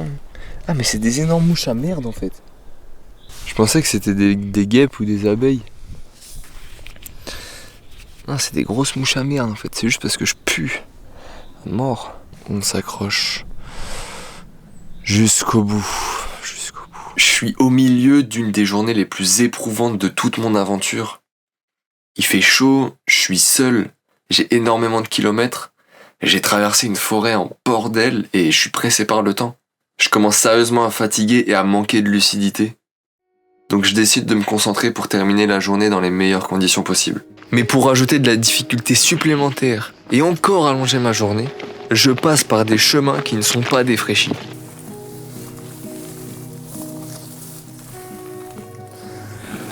Ta grand-mère.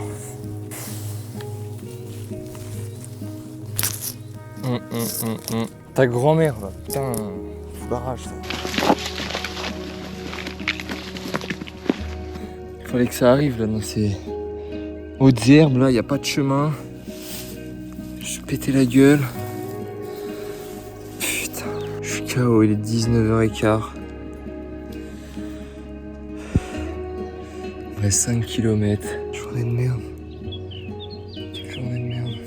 Je suis exténué. J'avais même pas imaginé que j'arrive quelque part là. Regardez où je suis. Y'a rien. C'est la journée qui m'a demandé le plus d'énergie. À ce rythme là, je sais même pas si j'aurai le ferry demain. Ah, j'ai qu'une hâte, c'est me nettoyer, manger, dormir. C'est tout. Oh là là. Bon, je me suis installé. Je vais pas mentir que j'ai des doutes. Je sais pas trop si je vais avoir le ferry. Je vais tout donner pour... Je vais m'arracher la gueule demain pour être dans ce putain de bateau pour aller en Corse. Voilà, c'est tout ce qui compte. Il est 4h15. Je vais manger. Et c'est parti. Fatigué, je suis tout moite. Mes affaires ils sont trempées de transpi de la veille. J'ai pas beaucoup d'eau. Allez, faut le faire. Il y a encore un peu de chemin. Faut que je trace et pas que j'arrête mes efforts. Mais bordel! On n'a jamais été aussi proche.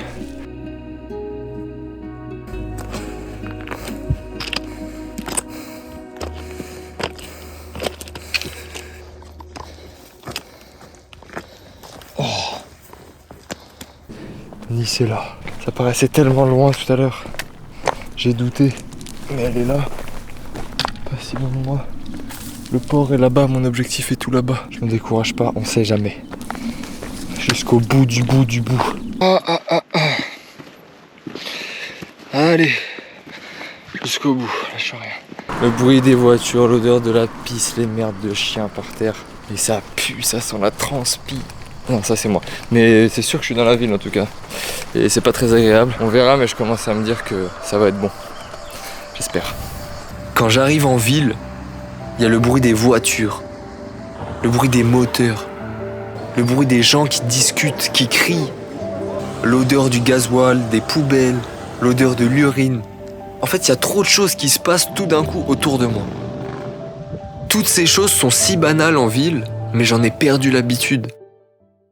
Pendant presque 30 jours dans les montagnes, j'ai contrôlé à 100% mon environnement. Chaque bruit que j'entendais, chaque mouvement que je voyais. Putain, regardez, l'éboulement. Ou chaque odeur que je sentais. Putain, mais j'ai l'impression que je choisis bien les melons de ouf.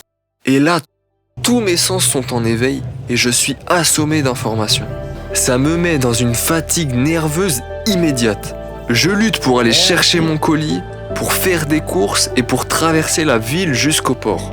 Mais après 4 jours d'efforts intenses et de courses contre la montre, j'arrive à l'heure pour prendre mon ferry. Direction la Corse. Direction le GR20. C'est parti, regardez, le sac est plus que rempli. Là, j'ai au moins 8 jours d'autonomie. Et ça y est, direction la Corse. Dernière étape de ce périple. Évidemment que je suis prêt à en découdre. Durant tout mon périple, à chaque fois que je parlais de mon aventure, tout le monde retenait son attention sur le GR20. On me disait que le GR20, à la fin de mon aventure, c'était peut-être un peu risqué. Ou que c'était trop difficile, que c'était le projet d'une vie pour certains. Ou encore, on me rabâchait qu'il y avait 30 à 40% d'abandon. Depuis que je suis parti, j'en ai beaucoup entendu de ce parcours mythique. Mais moi, je me suis pas tant renseigné que ça. Je sais pas du tout ce qui m'attend. La seule chose dont je suis sûr, c'est que j'attaque ça avec le meilleur mindset possible. Peu importe que mon sac fasse 15 kilos, que j'ai 8 jours d'autonomie sur moi, ou que je vais découvrir les étapes les plus difficiles de toute mon aventure. Je sais pertinemment que c'est moi qui décide si ça devient difficile ou non. Pendant 30 jours, j'ai été dans les montagnes. Je me sens fin prêt à attaquer la randonnée la plus difficile d'Europe.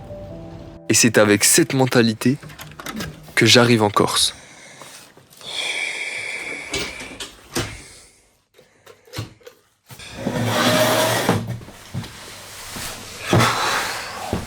Bon bah demain c'est direction Calenzana pour le départ du GR20, cette randonnée dont on m'a tant parlé.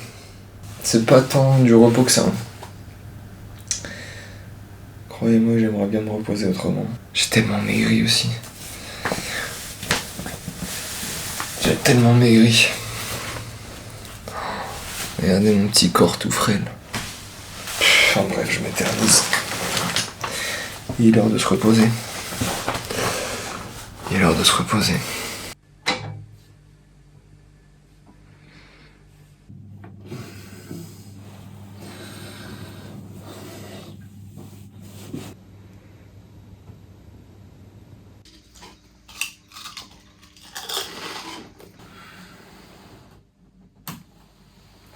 J'ai cru que j'allais pouvoir me reposer, mais en me réveillant ce matin, j'ai eu une petite sensation bizarre qui s'est confirmée dans la matinée. J'ai commencé à tomber malade comme un chien dans le train. Et je sais pas ce qui m'arrivait. Je sais pas si je suis en train de me prendre le contre-coup de tous ces jours d'aventure. Ou si j'ai bouffé un truc qui allait pas. Ou si j'avais le mal de transport dans le train. Je me suis vomi dessus, j'ai vomi dans des sacs poubelles, j'avais des sueurs froides. J'ai jamais eu ça. Oh putain. Je viens de revomir tout. Putain. Ah. Je peux pas bouger, je suis bloqué là. Je suis juste levé pour me remettre à l'ombre. Je suis mort. Il y a un camping, il y a 1 kilomètre, j'arriverais même pas à y aller. Je n'avais plus aucune lucidité, plus aucune force. Je me suis arraché pour aller à 50 mètres plus loin dans une station essence, aller chercher de l'eau fraîche et essayer de demander à quelqu'un de m'emmener au camping le plus proche pour pouvoir me reposer et me retaper parce que j'étais au plus faible.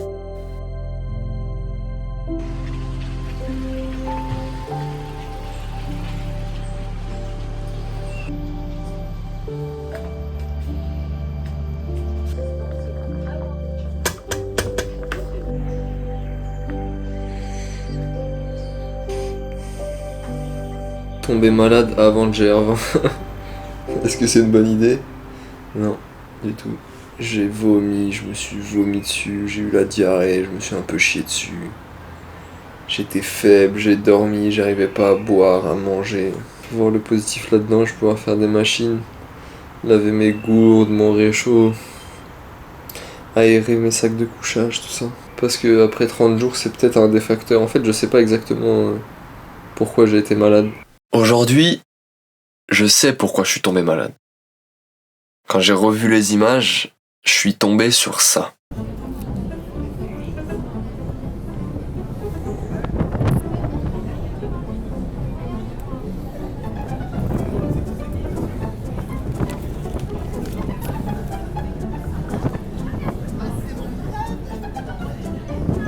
Pendant des semaines, quand je faisais tomber de la nourriture par terre dans la nature, je pouvais la ramasser, la manger sans aucun problème. Sauf que là, j'étais sur le rooftop d'un ferry sur lequel il y avait une piscine avec des gamins qui jouaient, qui étalaient de l'eau partout, les gens avec leurs chaussures marchaient, et moi j'ai décidé de manger tout ça. Alors que mon système immunitaire, il avait baissé sa garde concernant les maladies de la ville. Et ben je me suis pris un uppercut de bactéries en pleine tronche. En tout cas, je peux vous promettre que je souhaite ça à personne. J'ai cru que l'aventure allait finir, quoi. J'étais tellement mal. J'avais un élan d'espoir, je me levais, je vomissais. J'étais lent, j'arrivais pas à parler, j'étais tout blanc. J'avais plus de force, j'avais plus rien, j'étais vide. Vide. Je vais me restaurer comme il faut. Et je vais attaquer ce foutu GR20. Malade, pas malade, au plus faible. Je vais terminer cette aventure. La vie me rajoute encore une difficulté. J'avais installé une routine hyper puissante dans les Alpes. J'ai été forcé de prendre un jour de repos. Je suis arrivé à Nice, je pensais que j'allais pouvoir m'avancer un petit peu aujourd'hui. Je tombe malade. La vie me pousse au challenge, m'amène de la difficulté. Et je vais pas m'en plaindre parce que c'est ce que je veux. Je veux que ce soit dur. Alors, après 2 nuits au camping et un sacré trou dans mon compte bancaire quand même, je prends mes dernières forces devant ce coucher de soleil et j'attaque cette foutue traversée de la Corse. Au départ du GR20, au jour 30 de l'aventure, après être tombé malade, on y va. Dernière ligne droite de l'aventure, les amis. C'est parti.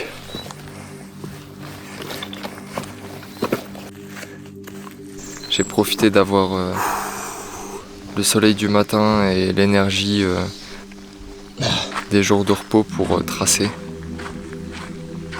Je suis en train de m'adapter à ce nouvel environnement, ce nouveau climat. Il y a beaucoup de monde sur les chemins, des fois on doit attendre.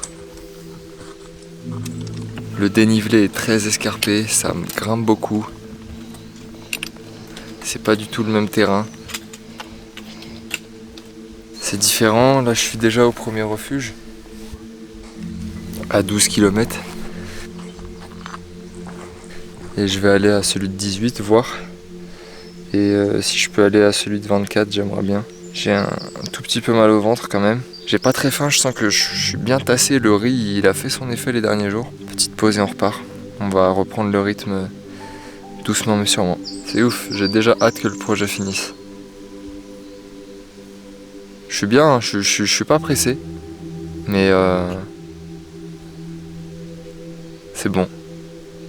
Je sais que j'aurai eu ma dose. En fait, tu marches dans un tas de cailloux. C'est que ça. Des kilomètres et des kilomètres. Donc en fait, tu te dis ça va, juste une montée, mais la montée c'est ça quoi. Donc tu prends beaucoup plus de temps que si c'était juste un chemin un petit peu escarpé quoi. Oh. En fait, c'est vraiment que des cailloux que tu montes. C'est ça qui est dur en fait, je pense, et que tout le monde dit que cette randonnée est dure. C'est parce que c'est pas des chemins en fait, c'est juste des cailloux, t'as l'impression de grimper des marches de merde en fait. C'est que de la pierre.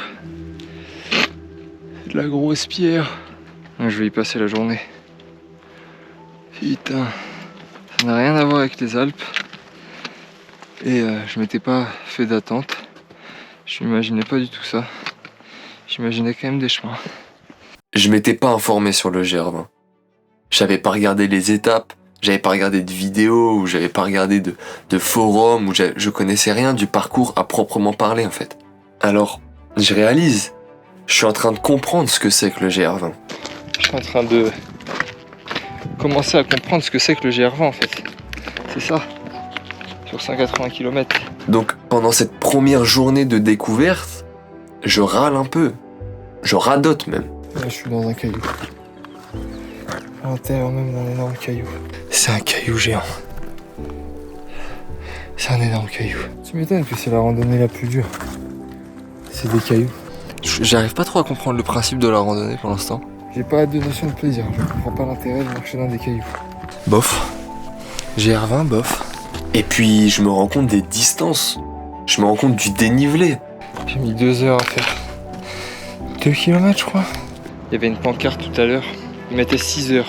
Je me suis dit je y serai dans 2 heures.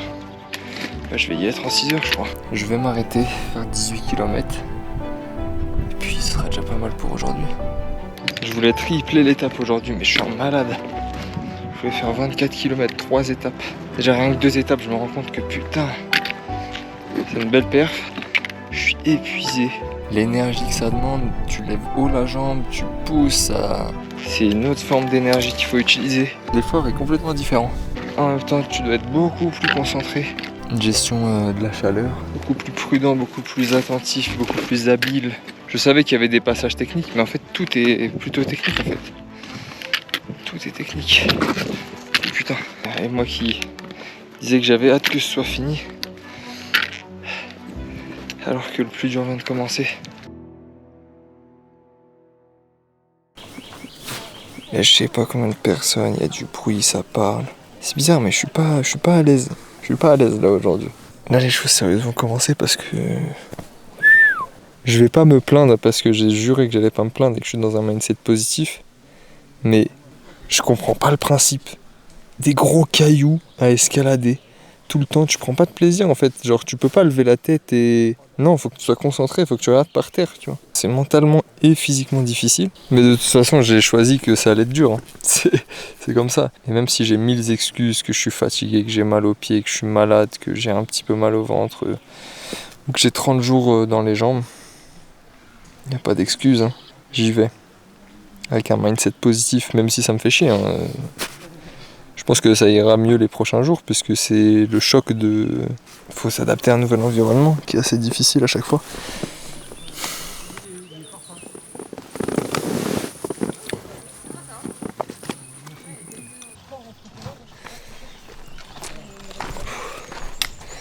Ça va être très dur aujourd'hui. Mais une fois que cette journée sera passée, on pourra peut-être dérouler un peu mieux, je l'espère. Faut s'accrocher. Ce matin, c'est particulièrement difficile de me motiver. Je sais pertinemment que j'ai la journée la plus difficile du GR20 devant moi. J'ai les 2 étapes avec le plus de dénivelé à parcourir. En plus, j'ai du mal à être à 100% dans mon aventure. J'ai du mal à être dans le moment présent. J'ai déjà envie d'être chez moi et je suis plus du tout dans un état d'esprit positif. C'est la file d'attente. Plus c'est vraiment de la caillasse quoi. Je suis en boucle mais c'est de la caillasse quoi. Et même si j'ai le droit à de beaux paysages en arrivant au col, la descente, qui est ma partie préférée, c'est tellement raide sous le cagnard que ça me vide de toute mon énergie.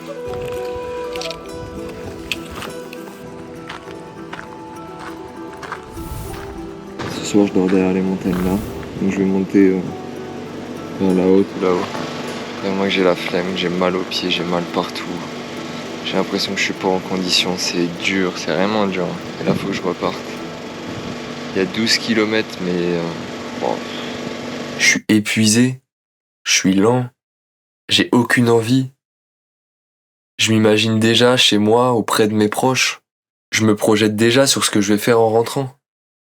Je suis faible, aussi bien physiquement que mentalement, pendant la journée la plus dure de mon aventure. Et la journée va être particulièrement longue.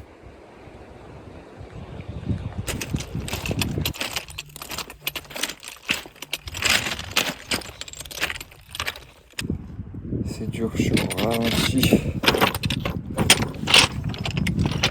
Je suis au ralenti.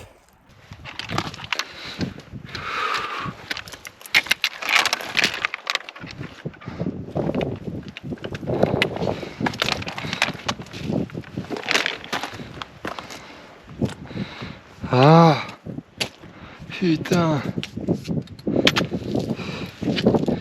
J'ai plus aucune force. J'ai rien.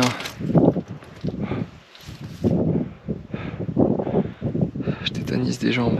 Allez. Allez. Tiens le coup.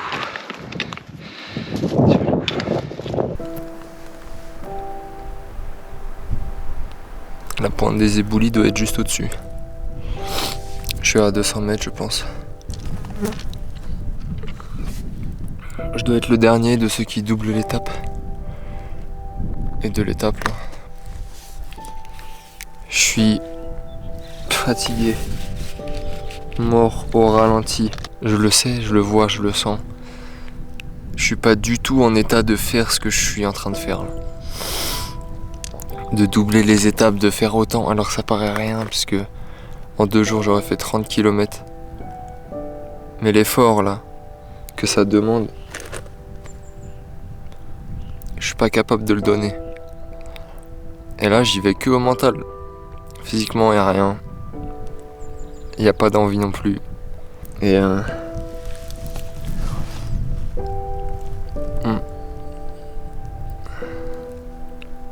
j'y aille. C'est moi qui ai décidé d'être là.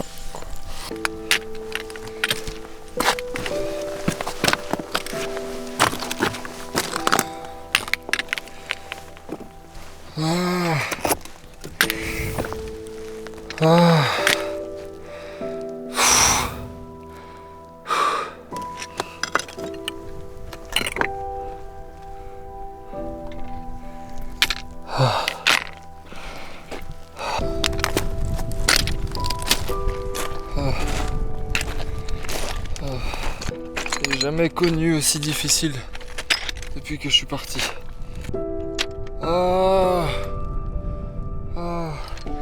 J'ai pas été prudent à doubler l'étape là parce que ça m'a fait une étape d'enculé. Excusez-moi. Donc là faut que je sois prudent pour descendre. C'est après 13 heures de marche que j'ai réussi à survivre à la journée la plus dure de toute mon aventure et même de ma vie en fait. J'ai cru que j'allais pas pouvoir la finir et même pas pouvoir finir le GR20 du tout. C'est difficile aujourd'hui. Donc quand j'arrive au refuge le soir, c'est un réel soulagement. Franchement, il y a plein de fois aujourd'hui où j'ai douté, où je me suis dit que c'était pas possible quoi. Que j'étais pas assez lucide, que j'étais pas en état, qu'il allait falloir que je m'arrête. Mais normalement, j'ai fait les étapes les plus dures. Demain, ça ira mieux. Si je double à chaque fois, je finirai en 8 jours. Franchement... Franchement, au début, je voulais faire en 5, 6, 7 jours. Mais là, en fait, vu l'état dans lequel je suis et la difficulté de la randonnée, si j'arrive à doubler la randonnée, à faire en 8 jours au lieu de 16 jours, mais c'est un exploit. Sachez-le, c'est un exploit.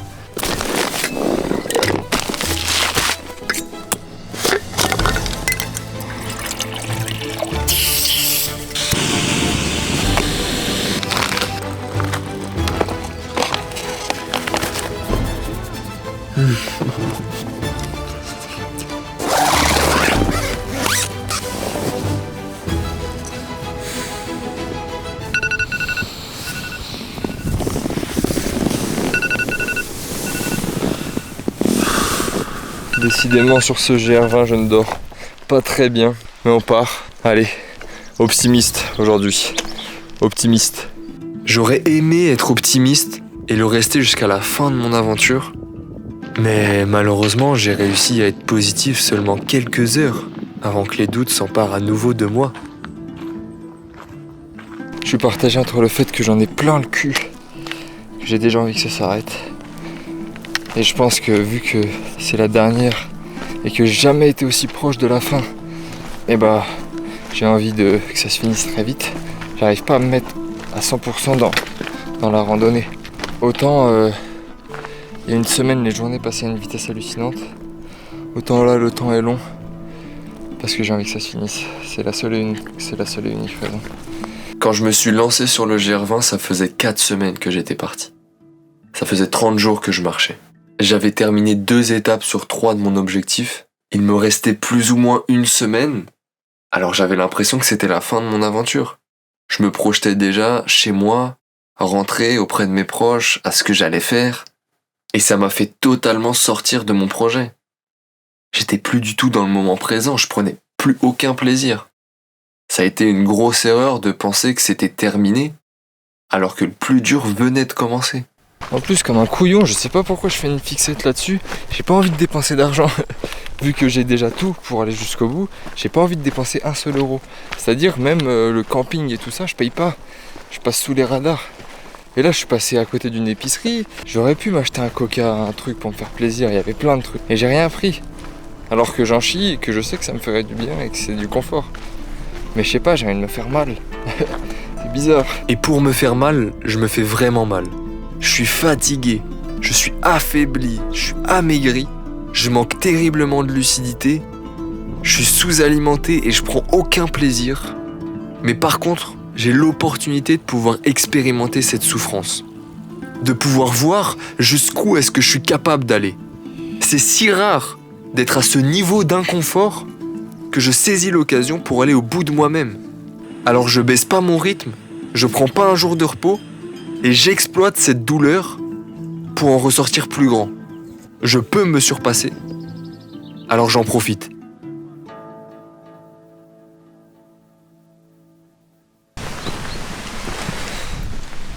Le Trépiana. 7h, c'est là où je vais. 21 km et à peu près 1200 mètres de dénivelé. Que j'ai pas envie de faire parce que j'en ai plein le cul de cette randonnée.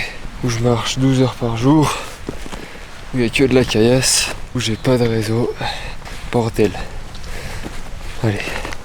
J'ai même plus d'envie à ce moment-là. Il y a même plus de plaisir.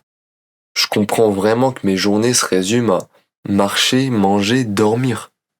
Et répéter tout ça tous les jours, sans aucune distraction, sans aucune communication avec l'extérieur, avec des chemins difficiles, un soleil de plomb. J'étais mentalement et physiquement absent. Et ça rendait l'effort encore plus difficile. C'était vraiment dur.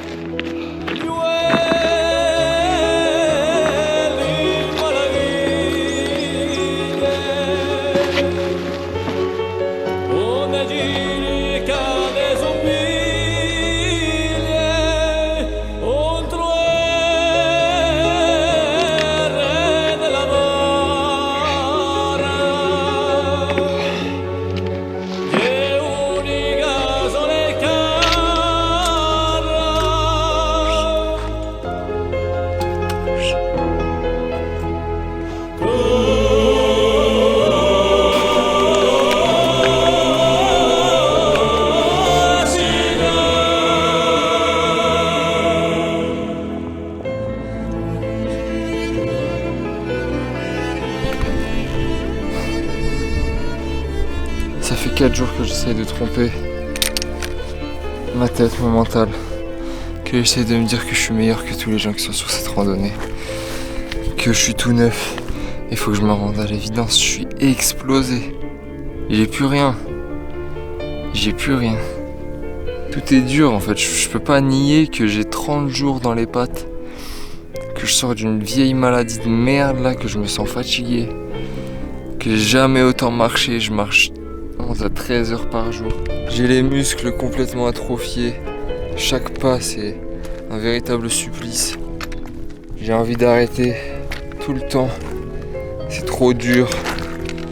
Je peux avoir du mental à un moment. Faut pas se mentir quoi. Il faut accepter que je suis en ralenti. Que j'ai plus d'énergie. J'ai plus de notion de confort. Comme je l'avais dans les Alpes. Je peux pas avoir ma famille au téléphone. J'ai pas les réseaux sociaux là, c'est juste moi. Moi et moi contre moi et on verra qui ira jusqu'au bout. J'ai des moments d'absence, je sens que je suis pas assez vigilant, pas assez lucide. J'ai manqué de tomber je sais pas combien de fois.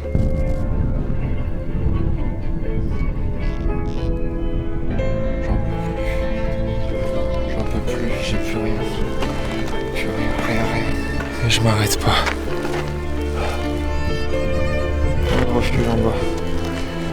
Je vais aller boire un coca. Un petit peu de confort.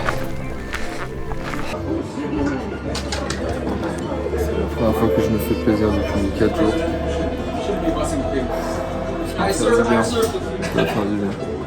Et je ne me trompe pas, ça me fait énormément de bien et ça me rappelle à quel point le confort c'est trop important.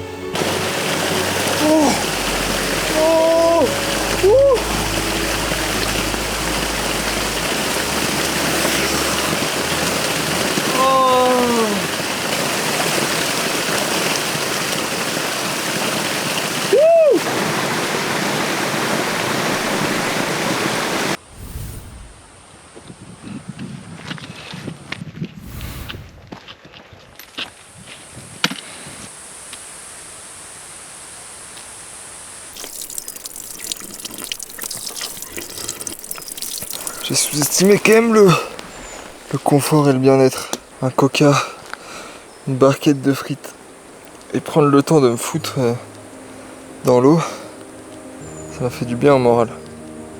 Ça m'a fait un bien fou.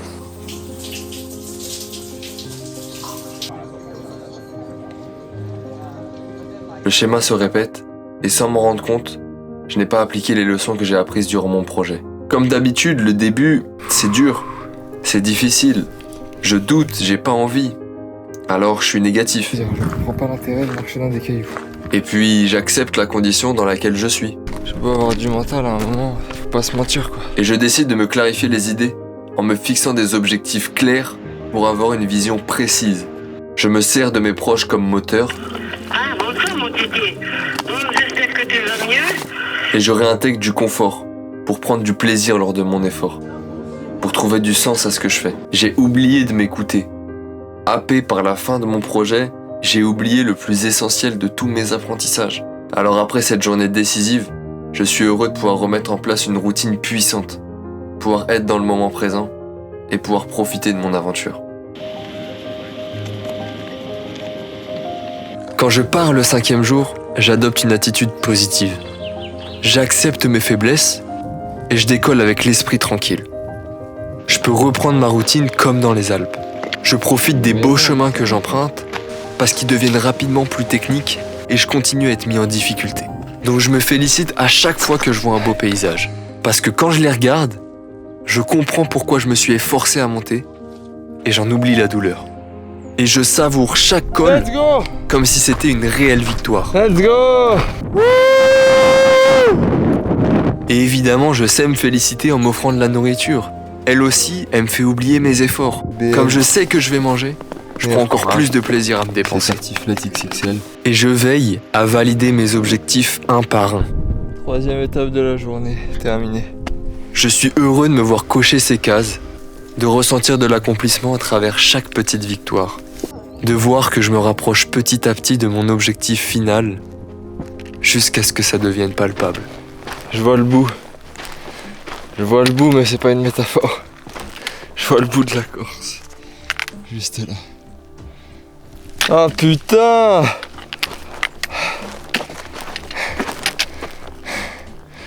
Dernière ligne droite. Dernière ligne. Dernière balise. Ça y est. C'est palpable, c'est là, c'est en face. J'en aurais chié, mais c'est là. J'arrive au bout d'un long chemin que j'ai emprunté il y a 3 ans. 3 ans que j'explore, que je découvre qui je suis. J'ai eu l'impression de renaître à mes 20 ans. J'ai quitté la vie que je m'étais construite. J'ai mis fin aux relations néfastes. J'ai quitté les environnements qui me tiraient vers le bas. Et j'ai arrêté de faire les choses que je ne voulais pas faire. J'avais besoin de vivre pour moi. J'étais perdu. J'avais besoin de découvrir qui est-ce que j'étais. J'avais besoin de comprendre comment est-ce que j'en étais arrivé là. Qu'est-ce que j'avais vécu pendant 20 ans? Alors je suis parti me soigner dans ma quête introspective et dans ma quête de sens. J'ai pris un vélo, un kayak, un sac à dos, une paire de baskets. J'ai levé mon pouce, enfin peu importe, je me suis confronté à moi-même.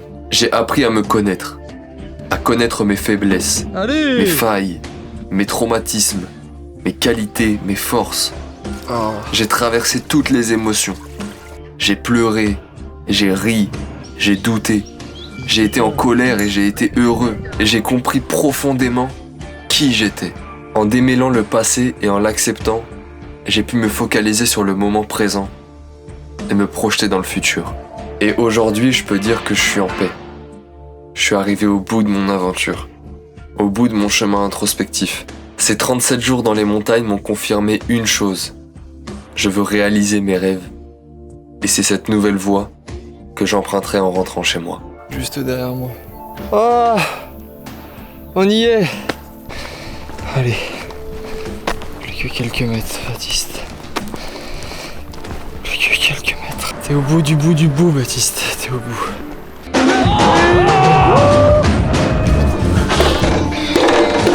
C'est fait. En 40 jours, j'ai été libre.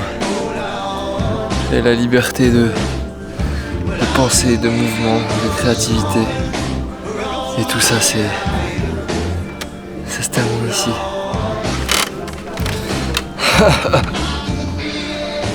C'est fait. Tout ça, c'est plus qu'un souvenir. Et ce souvenir, je l'aurais vécu à fond, au maximum. J'aurais tout exploité. Je suis au bout, c'est fini, c'est fini, Baptiste.